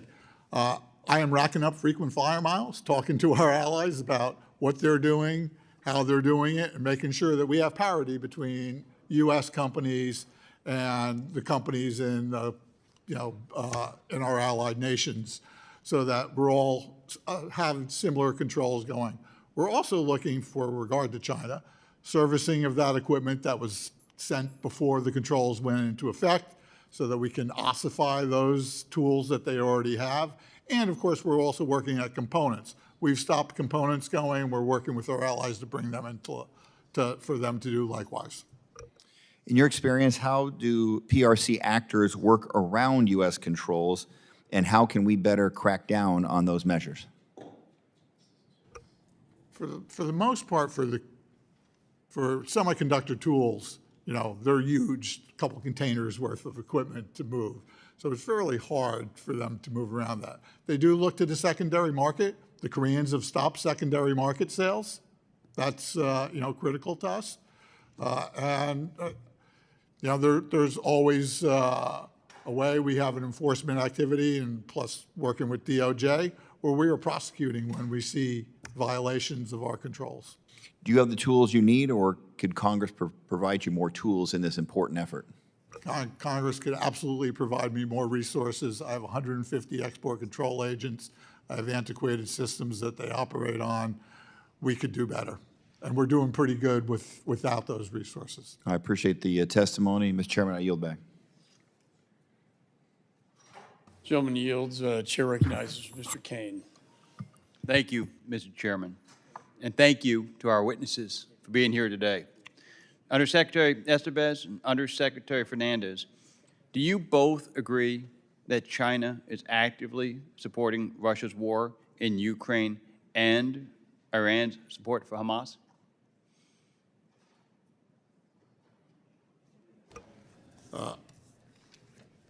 That's actually a more nuanced question than it would seem, but there's certainly, Chinese companies are certainly providing capability to Russia, and we are putting Chinese companies that we see doing that, where there's American technology involved, on the entity list. Look, the unlimited partnership between China and Russia is a reality. Russian oil exports to China have increased dramatically, as well as PRC exports back to Russia. That is a concern, and we continue to monitor it. So at what point would you impose countrywide restrictions on China, not just entity listings, either to impair China's ability to support these countries or to impose consequences? I guess that you have to ask, I'd have to know what you want to put countrywide controls on. Semiconductors, for example, much of the semiconductor production is not flow from the United States. So our ability to control is somewhat limited. We have used foreign direct product rule, and we continue to do that. And so then it's what's the distribution network flow? And we're working with American companies, quite frankly, so that they cut off that flow as well. Okay. Undersecretary Estevez, ensuring full and robust enforcement of U.S. export controls is vital and necessary to prevent Iran from tapping into U.S. goods and technology for missile and drone production. Given the ongoing proliferation of Iranian missiles and drones, often made with U.S. origin components, can you please, and in China, in China, can you please explain how this administration is working to restrict Iran's access to U.S. origin technology? And I'd say it's really not U.S. origin, it's U.S. company branded, not necessarily made in the United States. I just need to put that nuance. We have about 20 companies related to Iranian drone and missile production on the entity list with foreign direct product rule. We've also put foreign direct product rule on commodity level chips, EAR99 chips, which are not the highest end chips that we control at a higher level, but we put foreign direct product rule on those going to Iran. So again, we can stop that flow, and when we catch people violating that flow, depends on where they are, we can either prosecute, entity list, there's a number of tools that we're using. Do you have an update that you can share with us on the outcomes of the task force set up to look into the presence of U.S. and European components, including American-made microelectronics and Iranian-made drones, including those used by Russia?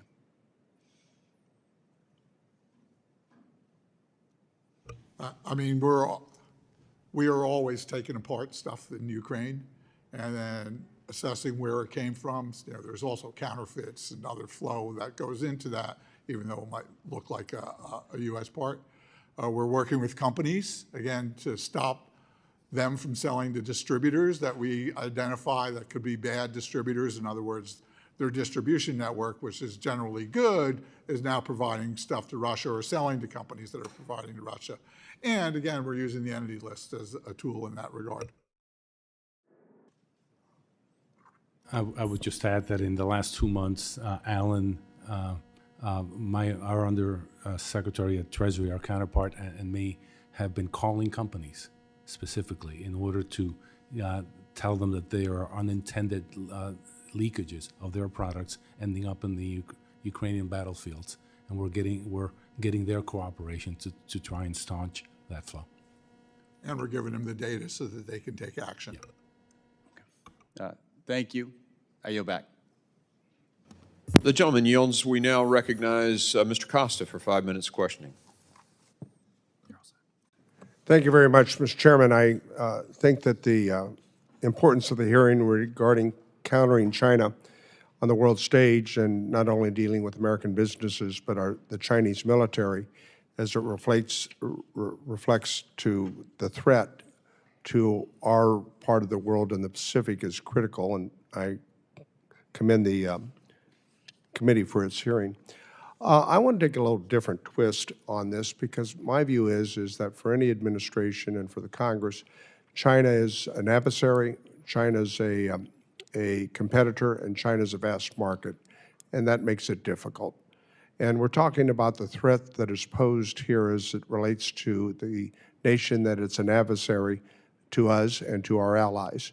I want to do it in context of legislation that we've been looking at here that would counter that. I believe the administration supports the effort on the supplemental piece of legislation that would have provided $2.58 billion to bolster U.S. and allied capabilities in the Indo-Pacific. Is that correct? Sir. And we have an alternative to the supplemental that we are trying to get heard on the House floor that would provide $4.9 billion to provide deterrence and operations in the Pacific. I don't know if you've seen it, but if you're supporting the Senate bipartisan package, I would assume you'd support this as well if we could get it for a vote on the floor. Is that correct? Congressman, we've requested $4 billion in discretionary funding for Right. in the Well, my Pacific. time's limited, but basically you want additional support, right? Yes, sir.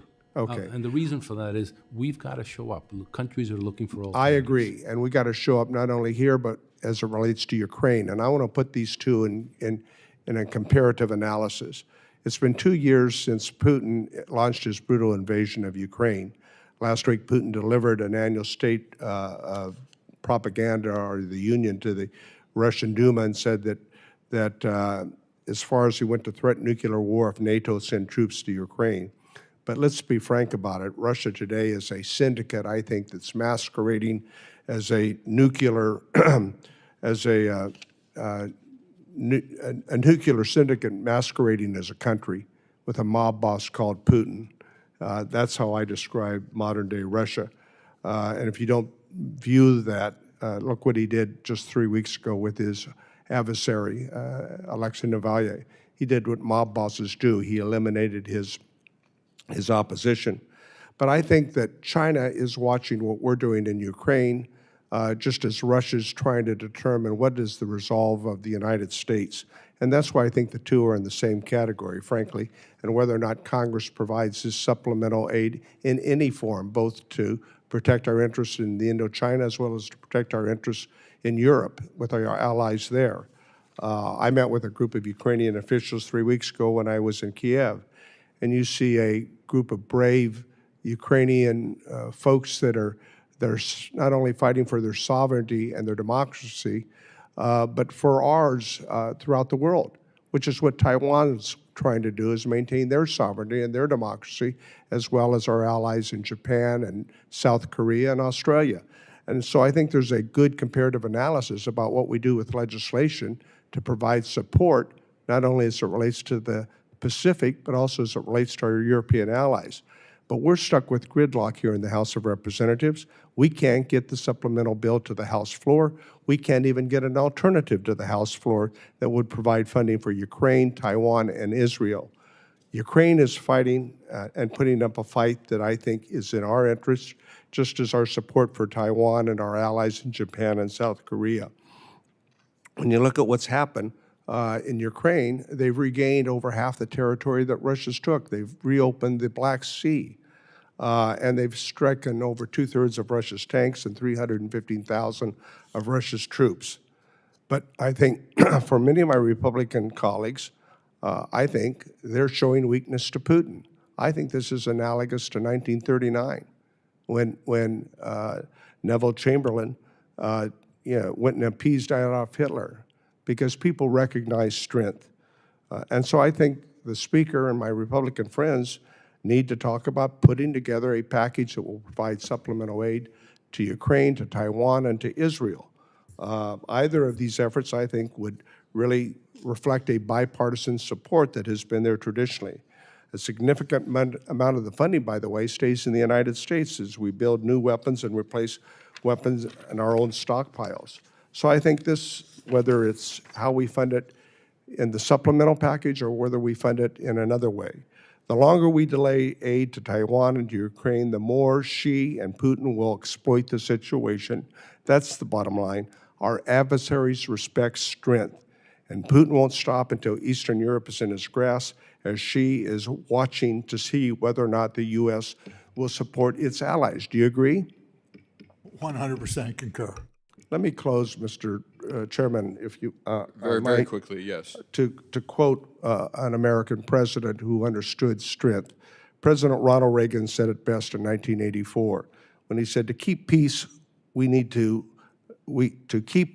our allies must be strong enough to convince any potential aggressor that war could bring no benefit and only disaster. I think by abandoning support and funding for Taiwan, for Ukraine, and for Israel sends an opposite message to our adversaries and the rest of the world. The world is watching, and I ask my Republican colleagues, are we going to stand up with democracy, or are we going to stand up with Putin and Xi? The gentleman's time has expired. I now recognize the gentleman from Tennessee, Mr. Burchett, for his 5 minutes questioning.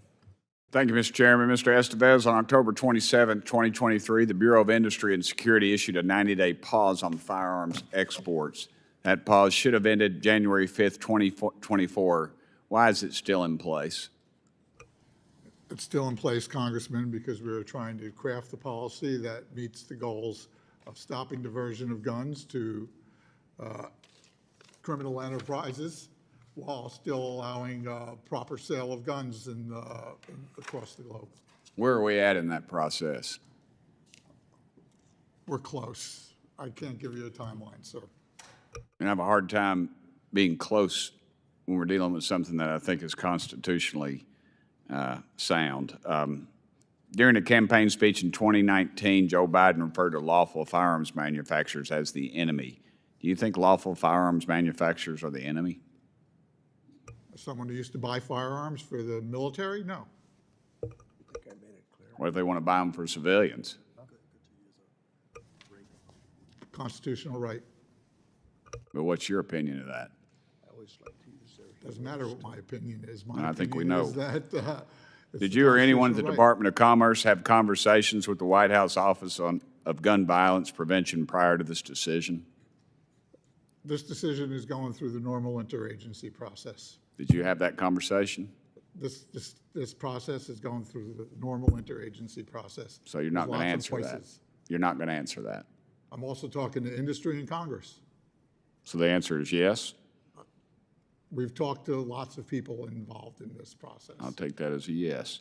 How many licenses have been affected by this, sir? The pause has affected licenses that were pending, and it's really a very small number, maybe 1,000 applications, about $10 million a year of impact for the pause. We've $6.2 billion are being processed. Would 4,000, the number 4,000 surprise you? 4,000, 4,000 licenses that have been affected by this? so 1,000. 1,000. Is the Bureau of Industry and Security reviewing existing licenses for possible revocation or suspension? What we would do that if we see certain violations of the end user. That could happen, but that's not part of this process. That could happen through regular course. Right. We see a diversion of a weapon from an end user that was legally sold to, we would stop those sales. Mr. Chairman, this is an absolute weaponization of the federal government by the Biden administration, who from the moment Mr. Biden, this isn't about the Second Amendment, this is about how people make a living. Government should never have the power to stop lawful Americans from providing for themselves and their families. But this administration has taken it upon itself. Thank you, Mr. Chairman. I yield the remainder of my time. The gentleman yields, and Mr. Estevez, if you would, make sure the mic kind of pull it in a little closer. We're having a hard time getting you on the recording. You got it. Thank you. I now recognize Mr. Amo for his 5 minutes of questioning. Thank you, Mr. Chairman, and thank you to our witnesses, Undersecretary Fernandez and Undersecretary Estevez. This morning, I voted in support of the Science and Technology Agreement Enhanced Congressional Notification Act, which would require reports to Congress on science and technology agreements between the United States and the People's Republic of China. I was proud to vote for this bill because bilateral science and technology agreements are essential for the United States to facilitate international cooperation with the PRC. Importantly, this bill also recognizes that research and trade must be beneficial to Americans and prevent the People's Republic of China from using our research and technology to harm our national security. The House has recently taken action on concerns that companies owned by entities in the People's Republic of China are collecting sensitive data on United States citizens. President Biden has also expressed concern about this data being transmitted to the Chinese Communist Party and issued an executive order late last month to prevent data brokers and other commercial entities from selling Americans' personal information to countries of concern. At a high level, I just wanted to ask Mr. Fernandez, what keeps you up at night? On the STA or? Yeah, no, just more broadly with China and their engagement on data, but beyond. Thank you. What keeps me up at night? Well, it's a little bit outside of the remit of this hearing today, but what I've been to Kyiv and we've had a lot of discussions here about Ukraine, and one of the things that struck me is I watched as older people would walk past a bombed-out building, looking straight ahead, determined not to let Russian bombs affect their daily lives. I've been in Warsaw in a children's and women's center where millions of Ukrainian women and children are refugees. I was a refugee myself. I know what that feels like. I've seen mothers sitting on a corner in that center quietly sobbing so that their children would not hear them. These are children who refuse to paint with colors. They paint in black and white, and what they paint is plain, strafing Ukrainian cities. They prefer that. They cannot bear to paint in colors. I think when I can't go to sleep, I think of these older citizens. I think of these women and children in Warsaw, and then I think of their husbands and sons on Ukrainian battlefields. That right now, as we speak, these people have to choose when they're facing a Russian onslaught, whether they have enough, whether to fire or not, because they may not have enough bullets. I'll be frank with you. I look at myself. I think, how could I look these people in the eye? And the reason I say this is that Ukrainians do not have a plan B. They know what comes next if Putin wins. Russia has denied the country's existence before. You've got to go back to the 30s. Ukrainians lost almost 10% of their population to the Great Famine, when mothers dying from famine, dying from hunger, would leave notes for their children saying, if I die, it's okay to eat me. That is a historical fact. They lost thousands more during the Great Terror, and they know exactly what happened in Bucha a couple of years ago. And so you ask me what keeps me up at night? Well, the world is watching. It's watching us in Ukraine, it's watching us in Poland, it's watching us throughout Europe, it's watching us in Russia, and it's watching us in China. And you know what? It's also watching us in Taiwan. And so I'm grateful for this hearing about countering China, and I look forward to questions on my specific remit. But I will tell you this, and if I leave you with anything today, is this: if you want to counter China, fund Ukraine, beat Putin. That is the best that we can do to counter China. Well, Mr. Fernandez, I appreciate you taking a broad interpretation of my query, because that all should keep us all up at night. It's why we're all compelled to action, which is why I hope, and not just hope, but I hope that we turn that concern, that fear, into real action on the floor of the House of Representatives as soon as possible. Thank you, and I yield back the remainder of my Gentleman time. yields. I now recognize myself for 5 minutes of questioning. The United States of America is still the greatest and most powerful nation in history, and we can win any competition with Communist China. The only question is whether we're going to do it the smart way or with our hand tied behind our backs. At every turn, the Biden administration has hamstrung American businesses and ceded ground to the Chinese communists. Most recently, the Department of Commerce, which has the statutory duty to foster and promote foreign domestic commerce, completely stopped the issuance of renewal of certain export licenses to American exporters of firearms, ammunition, and related materials. This pause was dumped on American businesses with zero warning and zero stakeholder engagement. This action by the Bureau, Mr. Estevez, is costing this industry over $100 million and is creating a mass uncertainty. You said the pause would last approximately 90 days. We're on day 146, a 50% increase in what you predicted. I appreciated Mr. Burchett bringing that up. In November, when this pause was first announced, I led 87 of my colleagues and sent you a letter demanding an explanation on this unprecedented action. All we received in response was an unsubstantial letter that grossly misrepresented reports from the Government Accounting Office, the GAO, and the ATF. First of all, the GAO report was addressed to the Department of State, the Department of Commerce, and its only recommendation was for state to increase firearms trafficking investigations. For the Department of Commerce to claim this as justification for freezing an entire industry is absolutely absurd. Secondly, the GAO report repeatedly emphasized that existing data is not sufficient to warrant permanent changes to export policies. That's a quote. And that trafficked firearms are overwhelmingly sourced through the black market.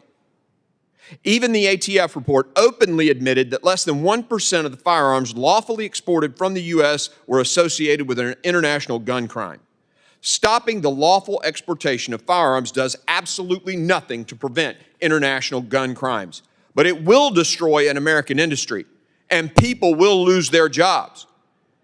Rather than facilitate commerce and help our businesses compete against China, BIS is targeting American gun exporters for crimes they did not commit, while the real perpetrators of violence go unpunished. The industry is already highly regulated. Any action to limit U.S. participation will only allow countries like China to step into the void. China is among the largest exporters of these types of firearms, and it's well known that the CCP's strategy to combat the United States is to destabilize Western Hemisphere by trafficking its fentanyl precursors, so there's no reason to think that they won't do the same with firearms. To right this wrong, of course, I introduced the Protect American Gun Exporters Act. The bill would force the Department of Commerce to stop this insane policy. It's imperative that we end this so-called pause and allow American exporters to compete. If the Bureau of Industry and Security doesn't change course, international gun crimes will only increase, and China will step into the vacuum. And I can assure you the CCP doesn't care who it's selling to, or worse, other nefarious people. Mr. Estevez, what is the delay? Why are we still, you said 90 days, you got that wrong. Why are we still not done with this? Thank you for that, Congressman. The pause is on a limited, small sector. Most gun sales are still taking place. Gun sales to Europe, to Asia allies, all taking place, which is where the bulk of the gun sales do take place. All military to military, or government to government. We're talking hunting stuff. That's exactly right. Right. So it's a small segment of gun sales that are on pause. Right. Why is it not done yet? It's not done yet because we are trying to craft a rule that gets after the issue of diversion to criminal elements, which I know we all want to stop. Sure. Right? So it's a shared value, and still allow valid sales in the world. So we're trying to craft it so that we get after that small segment you that can be understand diverted. you understand supply chains, right? I mean, if one guy wants something, let's say I want, I don't know, widget X, and this supplier isn't getting it to me, I'm not going to sit and wait forever for you to approve widget X to be sold from your country. I'm going to go look somewhere else. And then when that supply chain is established, our guys have lost the business. And oh, by the way, it's not just the gun manufacturers. Think of the shippers. And they're mostly in Democrat districts, like Philadelphia, right? Those are jobs lost. And we may very well, I mean, I don't know, is it your intention to put this industry out of business? Congressman, most of the gun sales that are not impacted by this pause, so they're still taking place, including shipments around the world. We've got manufacturers in my district with contracts over $100 million, and they can't ship a thing. So you tell me that it's just not. Licenses were stopped. So if they had an existing license, that's still valid. These are contracts that are signed, and they're saying they can't ship. I can't, the existing licenses went. So the pause only impacted a small amount. And of course, I'm talking to NSF repeatedly to get this right, Congressman. Okay, well, we need to get this done. We need to get this done. Thank you, and I yield. I now recognize Mr. McCormick, the gentleman from Georgia, for 5 minutes questioning. Thank you, Mr. Chair. Ranking Member Meeks, members of the committee, for the opportunity to speak before you this morning. Our focus today is on countering the Chinese theft of intellectual property in the United States military technology is a major problem. In 2022 report, the Washington Post mapped more than 300 sales over 3 years from U.S. companies producing technology that went directly to Chinese companies involved in CCP, hypersonic, and missile programs. In the report, the Washington Post claimed it spoke to 6 Chinese scientists and, quote, working in military labs and universities who described almost unfettered access to American technology with applications in design and testing of missiles. These are some of the most effective missiles that can be used against American military personnel and equipment. Does either one of you know how many Chinese nationals are students in our top universities here in America right now? I don't. I don't either, but there's lots of Chinese students in America. Sure are. Chinese national students, over 300,000 easily. We average probably over 350,000 Chinese nationals in our top universities, learning our best technologies to take it right back to China, along with all the other secrets to make the best technologically advanced weaponry against the United States, including chip making too, by the way. Do we know how many H-1B visas have been issued for Chinese nationals that are currently working in the DoD or protected technology such as AI here in America? Congressman, well, the answer is I don't have an exact number. I can answer your question. Approximately? I do not know, sir. I can take that back. But Okay. So neither one of you knows. Okay, very good. If you like. I don't know either, but I bet you it's a huge number because it's capped at 7% per country. And I guarantee you where they're putting the applications is to take those exact things that the Chinese national scientists basically said, we have unfettered access to these technologies. I find it somewhat, I didn't ask the question, sir. One second. Okay. Thank you. When we talk about Bureau of Industry and Security and the secrets to get literally way-laced to our military, and I'm a military man for 20 years, it worries me that they have missiles and other technologies that could hurt us and lose us a war in the future. We actually have HR 6542, which I hope will be passed soon, that will actually limit Chinese nationals along with Iranian nationals and North Korean nationals and Russian nationals from having H-1Bs that gives us access to the DoD and other protect. I would suggest that your bureaus also work in conjunction with us to limit that access for national security and for our own good. That's just an encouragement. To add to that, the CCP has announced that they're going to take over Taiwan by 2027. Approximately how many in percentage of AI chip production, how much of our AI production is produced over in Taiwan right now? About 85% of the advanced chip production in the world is in Taiwan. For AI, it's about 100%.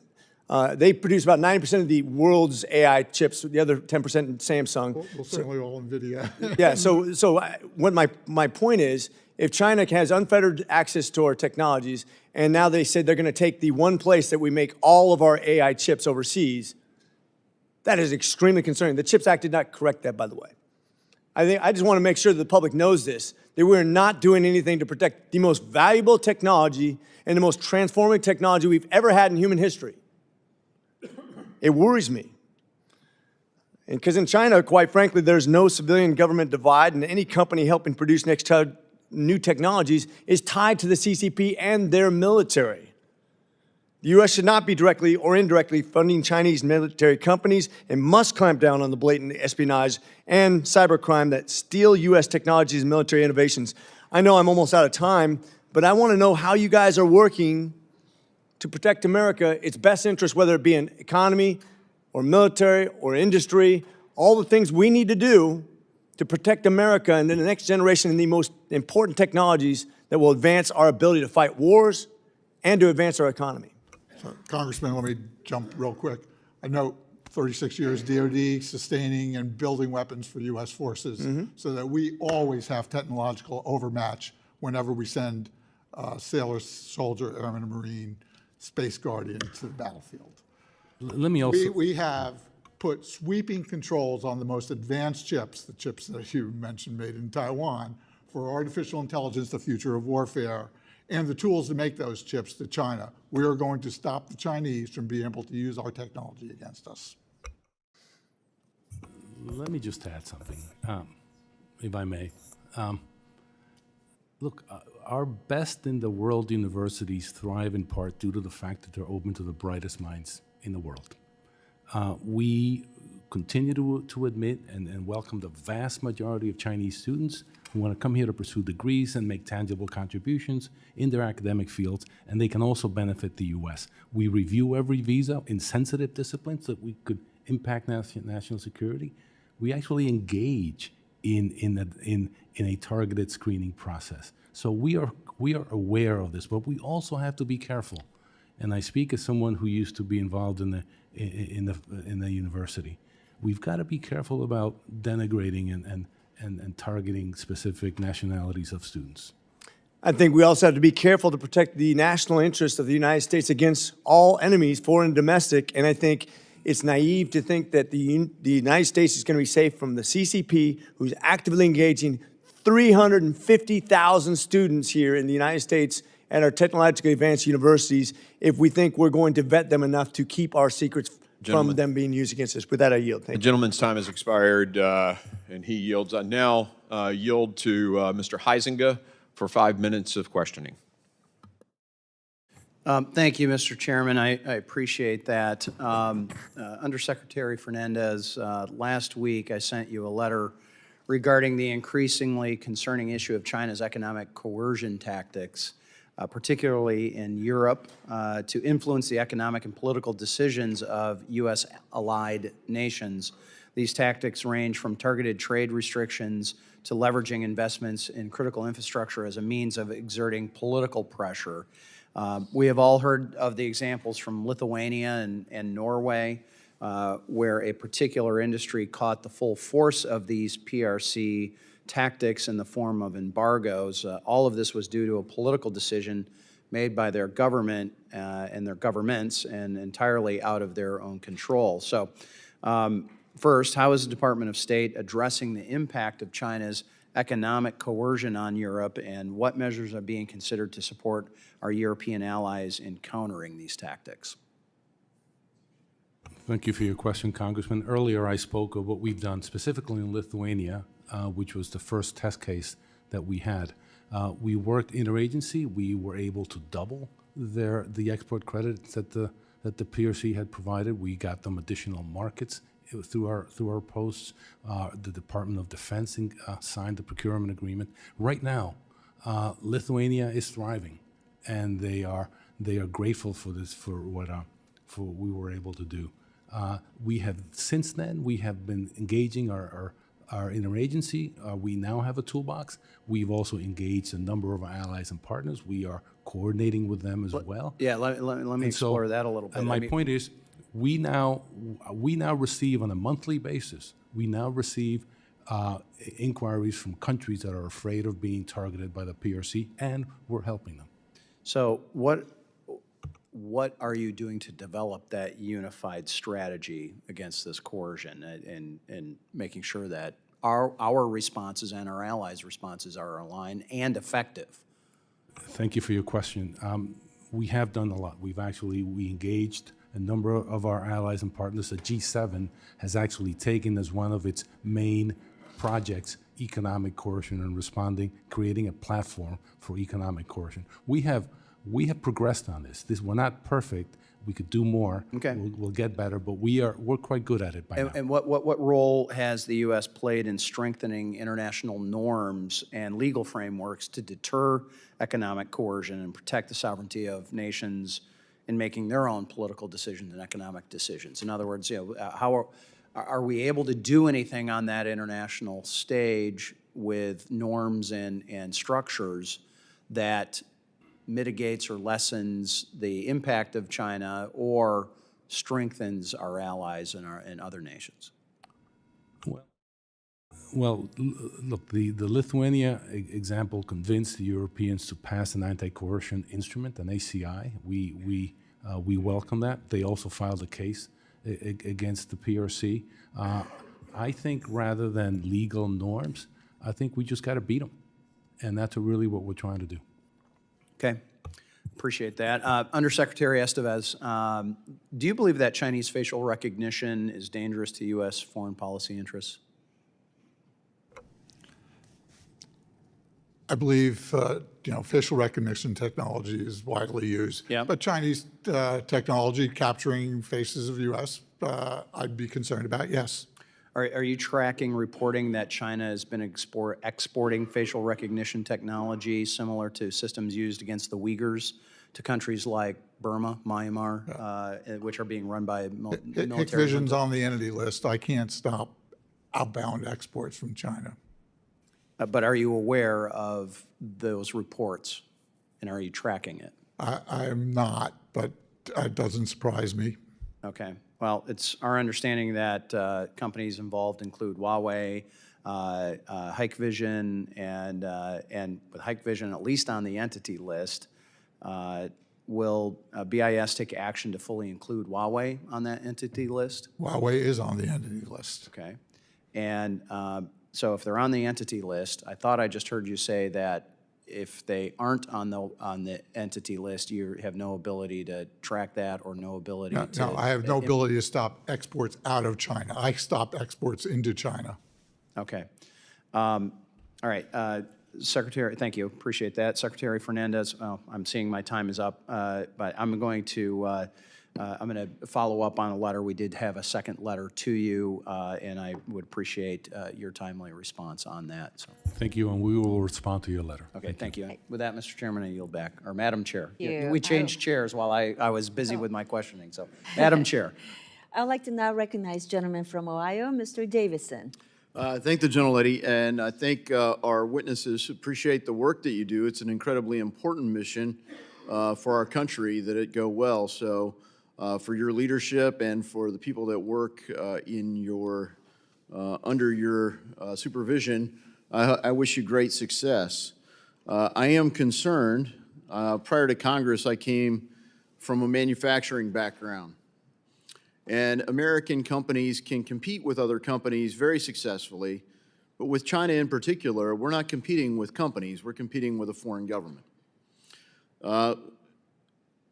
Is it either of your assessment that China is in compliance with their obligations under the World Trade Organization treaty? I would defer to my colleagues at USTR on that. I can tell you, we have lots of concerns about the fact that they they compete unfairly. They have subsidies. They have state-owned enterprises. But I would specifically in the WTO, I would let my colleagues at the USTR answer that. Likewise, that's a USTR question, but I'd like Very Undersecretary Fernandez. Deferential of you, but let me tell you, they're not. Subsidies. No one in the country believes China is a market economy, and the base promise that they made in exchange for these special privileges would be that they would function as a market economy, and they don't. They don't just do that to the United States, though. They do that to countries around the world. They block market access. They shape it. They steal intellectual property, frankly, with a whole-of-government approach. None of these are market behaviors. The subsidies are very targeted. And because of that, I think it's especially important that we pay attention to our supply chain risks. So I think this falls into your purview very directly for both of you. Is China more, or is the United States more or less dependent upon supply chains from China over the time you've been in office? And why so?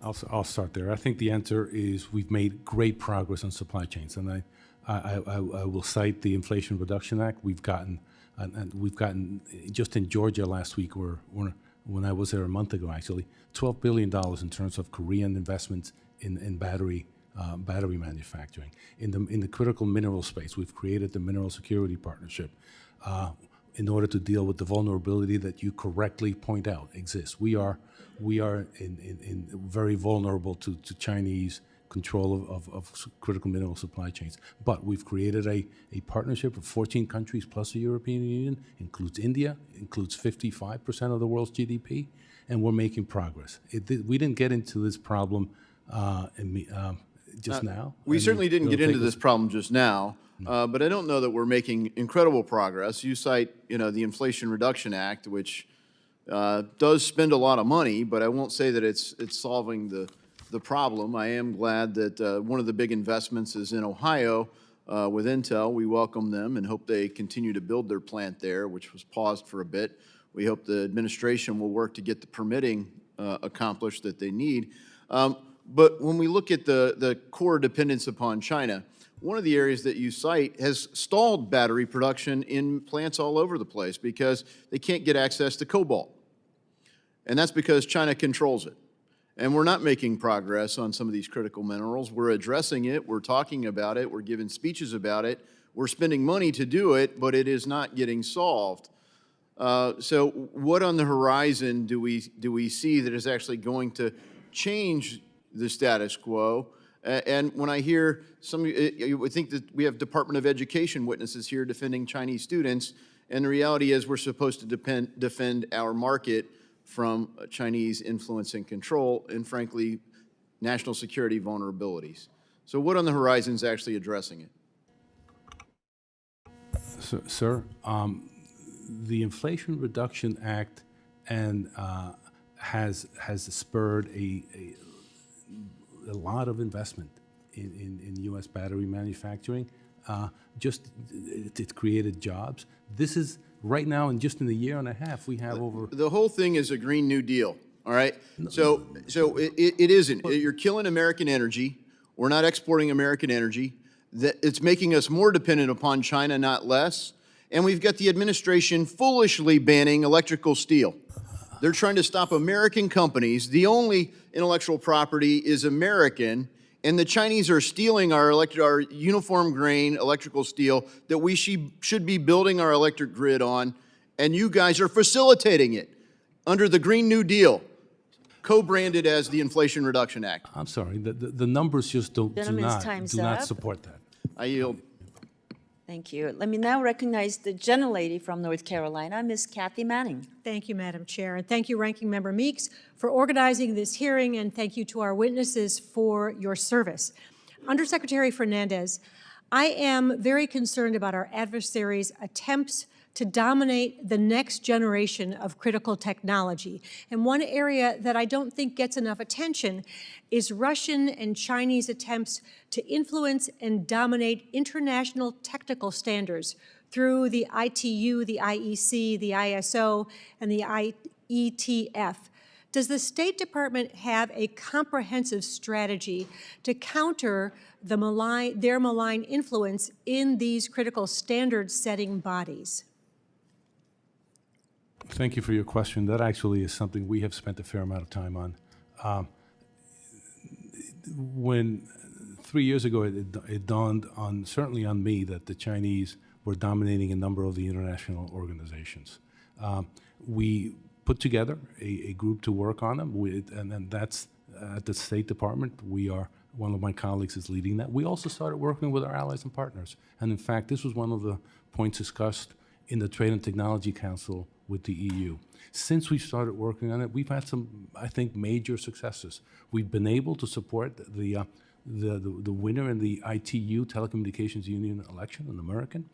We've also been able to support the winning candidates in a number of the other organizations, including ICAO, in Montreal. So this is something that we are spending a lot of time on because, you're right, standards will set the table for things like 6G, submarine cables, and a number of the telecommunications and ITU technologies that are coming down the pike.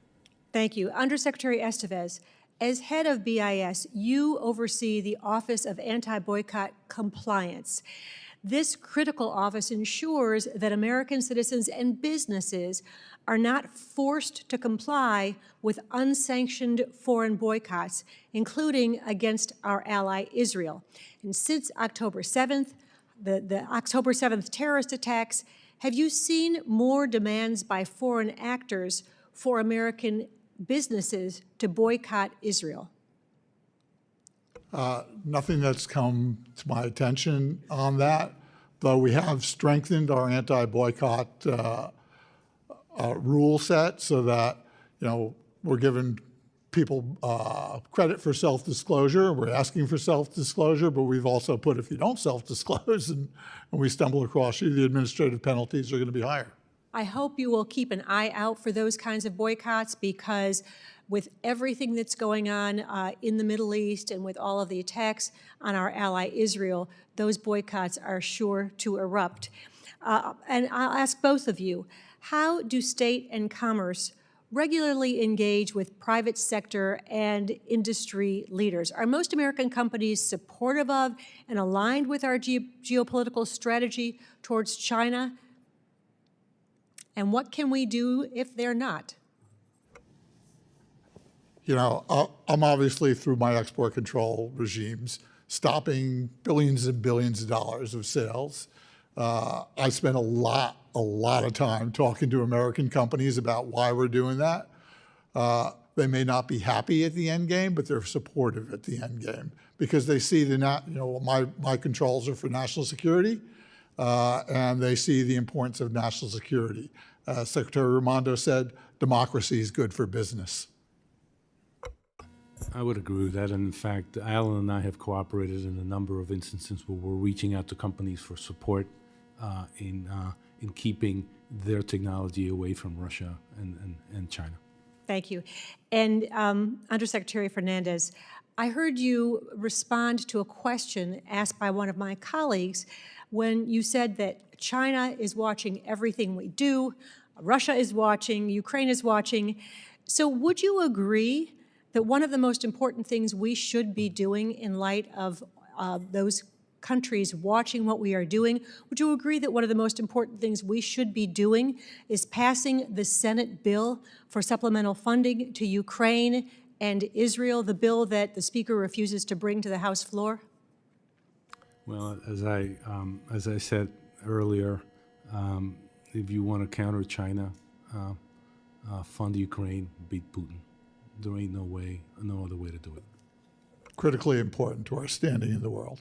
Thank you. With that, my time has expired. I yield back. Thank you. I now recognize myself. I want to thank both Undersecretaries Fernandez and Estevez for appearing before our committee today. Undersecretary Fernandez, just before today's hearing, I sent you a letter expressing concern with the challenges that our American businesses are facing in the People's Republic of China. You probably heard the same thing. American businesses have been subject to coercion behavior such as raids, confiscation of companies' property like telephones and computers. That behavior is largely seen as retaliation against the United States for sanctioning Chinese Communist Party officials for their human rights abuses, and also as a retaliation for the U.S. taking action to secure its most sensitive technologies through export controls. So what actions can you tell me that State Department is taking to address the CCP's retaliatory actions against American companies operating in China? Thank you for your question. I received your letter yesterday, and you'll get a written response. Look, I get U.S. companies all the time who come into my office. They are afraid to make their complaints known to the PRC, so they ask us to do it on their behalf. But this is in the nature of this regime. It's not an aberration. These reports are a serious concern to the investor community. And what the PRC is trying to do is basically thread a line between conducting raids on foreign companies and also asking them to invest as foreign investors. And companies... Talk specifically about what you are doing to help protect American interests, doing business there. I'll tell you what we're doing. I engage with them, with U.S. companies all the time. We have issued business advisories. I have been the skunk in the room at U.S.-China business meetings. What does business advisory entail? Telling them not to do business because of these? What does that business advisory that you talked about It basically says entail? you've got to be careful in the PRC. You've got security laws that are vague, that that are arbitrary, that can be used against your employees, can be used against you. As Secretary Raimondo has said in the past, China is taking actions that are making it uninvestable. And so we make that point. Earlier, you spoke about a toolbox that State Department offers for countries facing economic coercion. Yes. Can you share what tools are available for vulnerable countries in the Indo-Pacific, as well as what measures are the Department of State implementing to better protect our partners in the Indo-Pacific from economic coercion? Well, as I said earlier, we have a number of tools in our toolbox. Some of them, frankly, we didn't know we had. Some we're learning as we go along. Exim Bank has been quite helpful. The DFC, DOD, a number of the other agencies, our embassies in the Indo-Pacific opened up markets for Lithuania.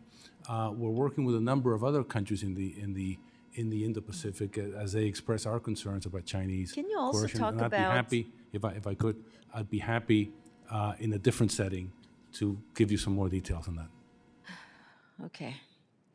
Well, can you tell me what the Department of State's plan is to encourage American businesses to move their critical supply chains out of China and towards like-minded and free trade-oriented partners throughout the Indo-Pacific? Look, let's be clear. We're talking about de-risking, not decoupling. We are not telling people to leave China. What we're saying is we are providing opportunities for countries that want to go elsewhere to open up factories there. We're doing it in Vietnam. We're doing it in the Philippines. I just came back from both places. We're doing it in Latin America, and it is succeeding. We're getting companies that have decided to move their offices, move their factories, and we are supporting that through the ITSE fund, which is part of the CHIPS Act, as well as through the Inflation Reduction Act. Well, thank you. One last question. Countries in the Indo-Pacific import significant volumes of goods from PRC, and the PRC is the largest trading partner of most countries in the region. So how big of a factor are unfair trade practices in making countries in the Indo-Pacific vulnerable to economic coercion?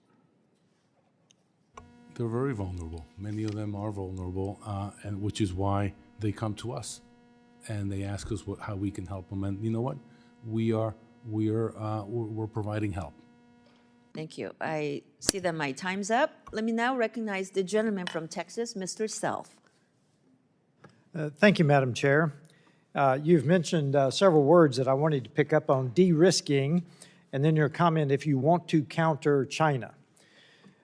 So I want to pick up on a low-tech area, which is the critical mineral supply.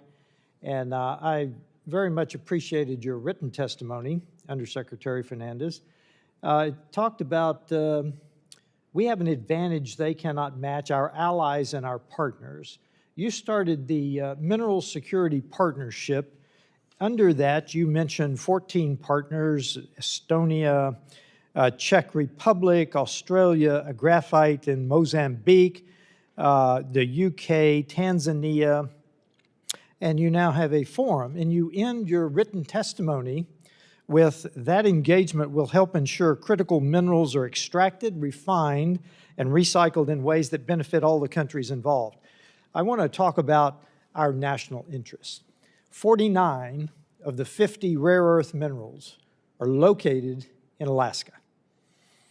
I have in front of me a list of the 55 executive orders and actions targeting Alaska since January 20, 2021. There was one executive order with 6 critical elements to it on the day that President Biden took office. He also revoked the DOI's previous National Oil Preserve Alaska order, and in 22, he reverted the National Petroleum Reserve Alaska back to the 2013 plan. The day he took office, he put a moratorium on congressionally mandated ANWR leasing. And there is some question about whether that was a taking of leases that had been sold. We also have, they pulled by the way, That was January 20th. The Alaska delegation met with him on May 24th, on December 9th of 2021, December 2022, and March 2023. My recommendation to the Alaska delegation, stop meeting with the White House, because after every one of their meetings, they get more executive actions, to include a preemptive veto of the Pebble Mine area, placing new surface mining regulatory requirements on Alaska. These 55 actions could help solve exactly what you mentioned in your testimony for rare earth minerals and other critical minerals. Why in God's name are we targeting our own domestic rare earth and critical mineral mining capacity in favor of something called the Mineral Security Partnership, which is international? A couple of points, Congressman, and thank you for your question. Number one, it is not, the MSP is not necessarily for international projects. It also, we have looked at projects in the U.S. And secondly, some of the points that you just raised are outside my remit. I don't deal with those issues. But I will tell you that we very much want to find projects in the U.S. No one country can solve this issue alone. We have to band together with our allies and partners, and we've got to work in countries throughout the world, and that's what we've been doing. And we started out with, we have 23 projects in the pipeline, and I think we will continue to get projects, and we will, if there are projects in Alaska, we will help find investors, we will help find financing. Just a couple of more points. First of all, I say again, 49 out of the 50 rare earth minerals are located in Alaska. And that's not counting the lower 48. That includes far more. Mm-hmm. Lastly, we always hear about how we are going to destroy ANWR with the drilling. I'll make the point that everyone always makes. The drilling area in ANWR is analogous to a postage stamp on a football field. Let me say that again, a postage stamp on a football field.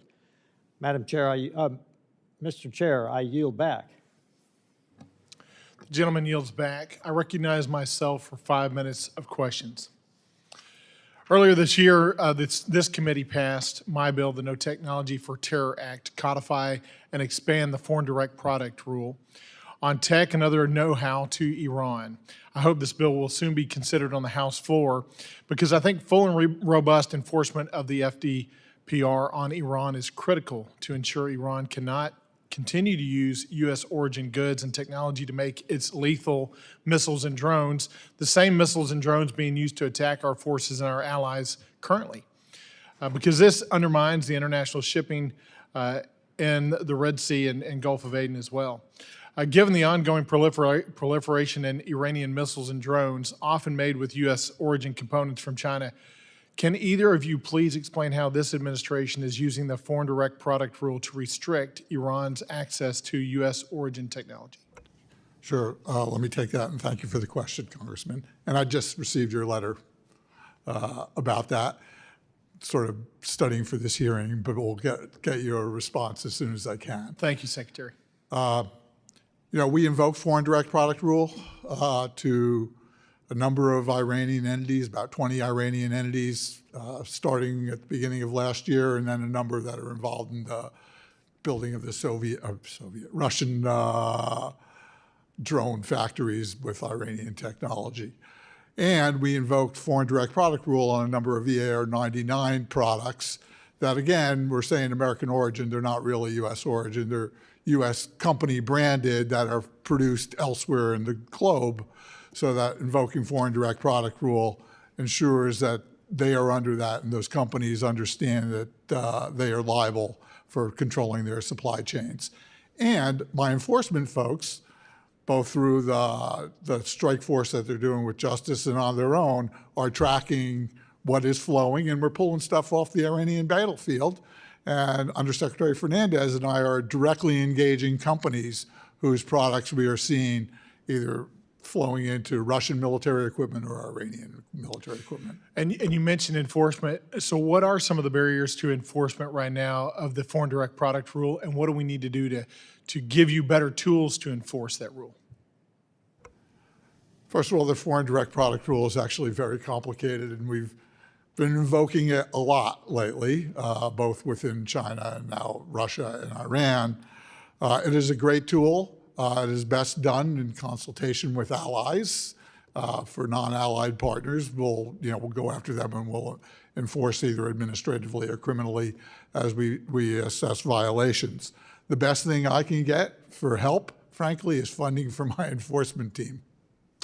Are our allies cooperating with the enforcement measures that we're trying to undertake, or are we getting pushback?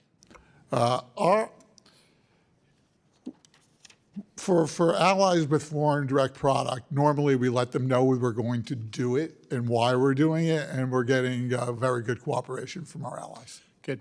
Have you guys given consideration to expanding the foreign direct product rule to ensure that it covers all 9 categories on the commerce control list to potentially close all those gaps?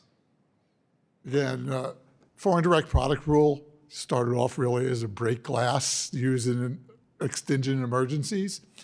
The threats in the world have caused those extinction emergencies, but we still try to use it cautiously and, again, in consultation generally with our allies, sometimes who frankly ask us to use it so they don't have to use their own authorities to do it. I'd have to go back and look. I'm always wary of over-broadening it because I think if we overuse it, you lose it. No, I agree with you on that, but I mean, as you guys have implemented this and tried to enforce it, internally, have you said, hey, we really need to expand it in this area or that area? Are there areas you've identified that you really need some expansion in this arena? I don't that I see, and I'd certainly have the authorities. I don't need anything from Congress in that respect from an authority standpoint related to FDPR, but we're certainly happy to work with you. Okay, thank you, Mr. Secretary. Real briefly, in February, the administration imposed sanctions on 4 companies providing materials and technology to Iran's missile and drone programs. How extensive can you guys talk about is China's support for Iran's weapons programs? Yeah, again, we see, first of all, a lot of those parts are actually produced in China and then flow out, which is why we invoke foreign direct product, regardless of whether it's U.S. or not. I have 121 Chinese companies on the entity list related to either direct backfill to Russia or through Iran to Russia. Thank you, gentlemen. My time has expired. I want to thank the undersecretaries for their valuable testimony and the members for their questions. The members of the committee may have some additional questions, and we will ask you to respond to these in writing. Pursuant to committee rules, all members may have 5 days to submit statements, questions, and extraneous materials for the record, subject to the length limitations. Without objection, the committee stands adjourned. Thank you, gentlemen.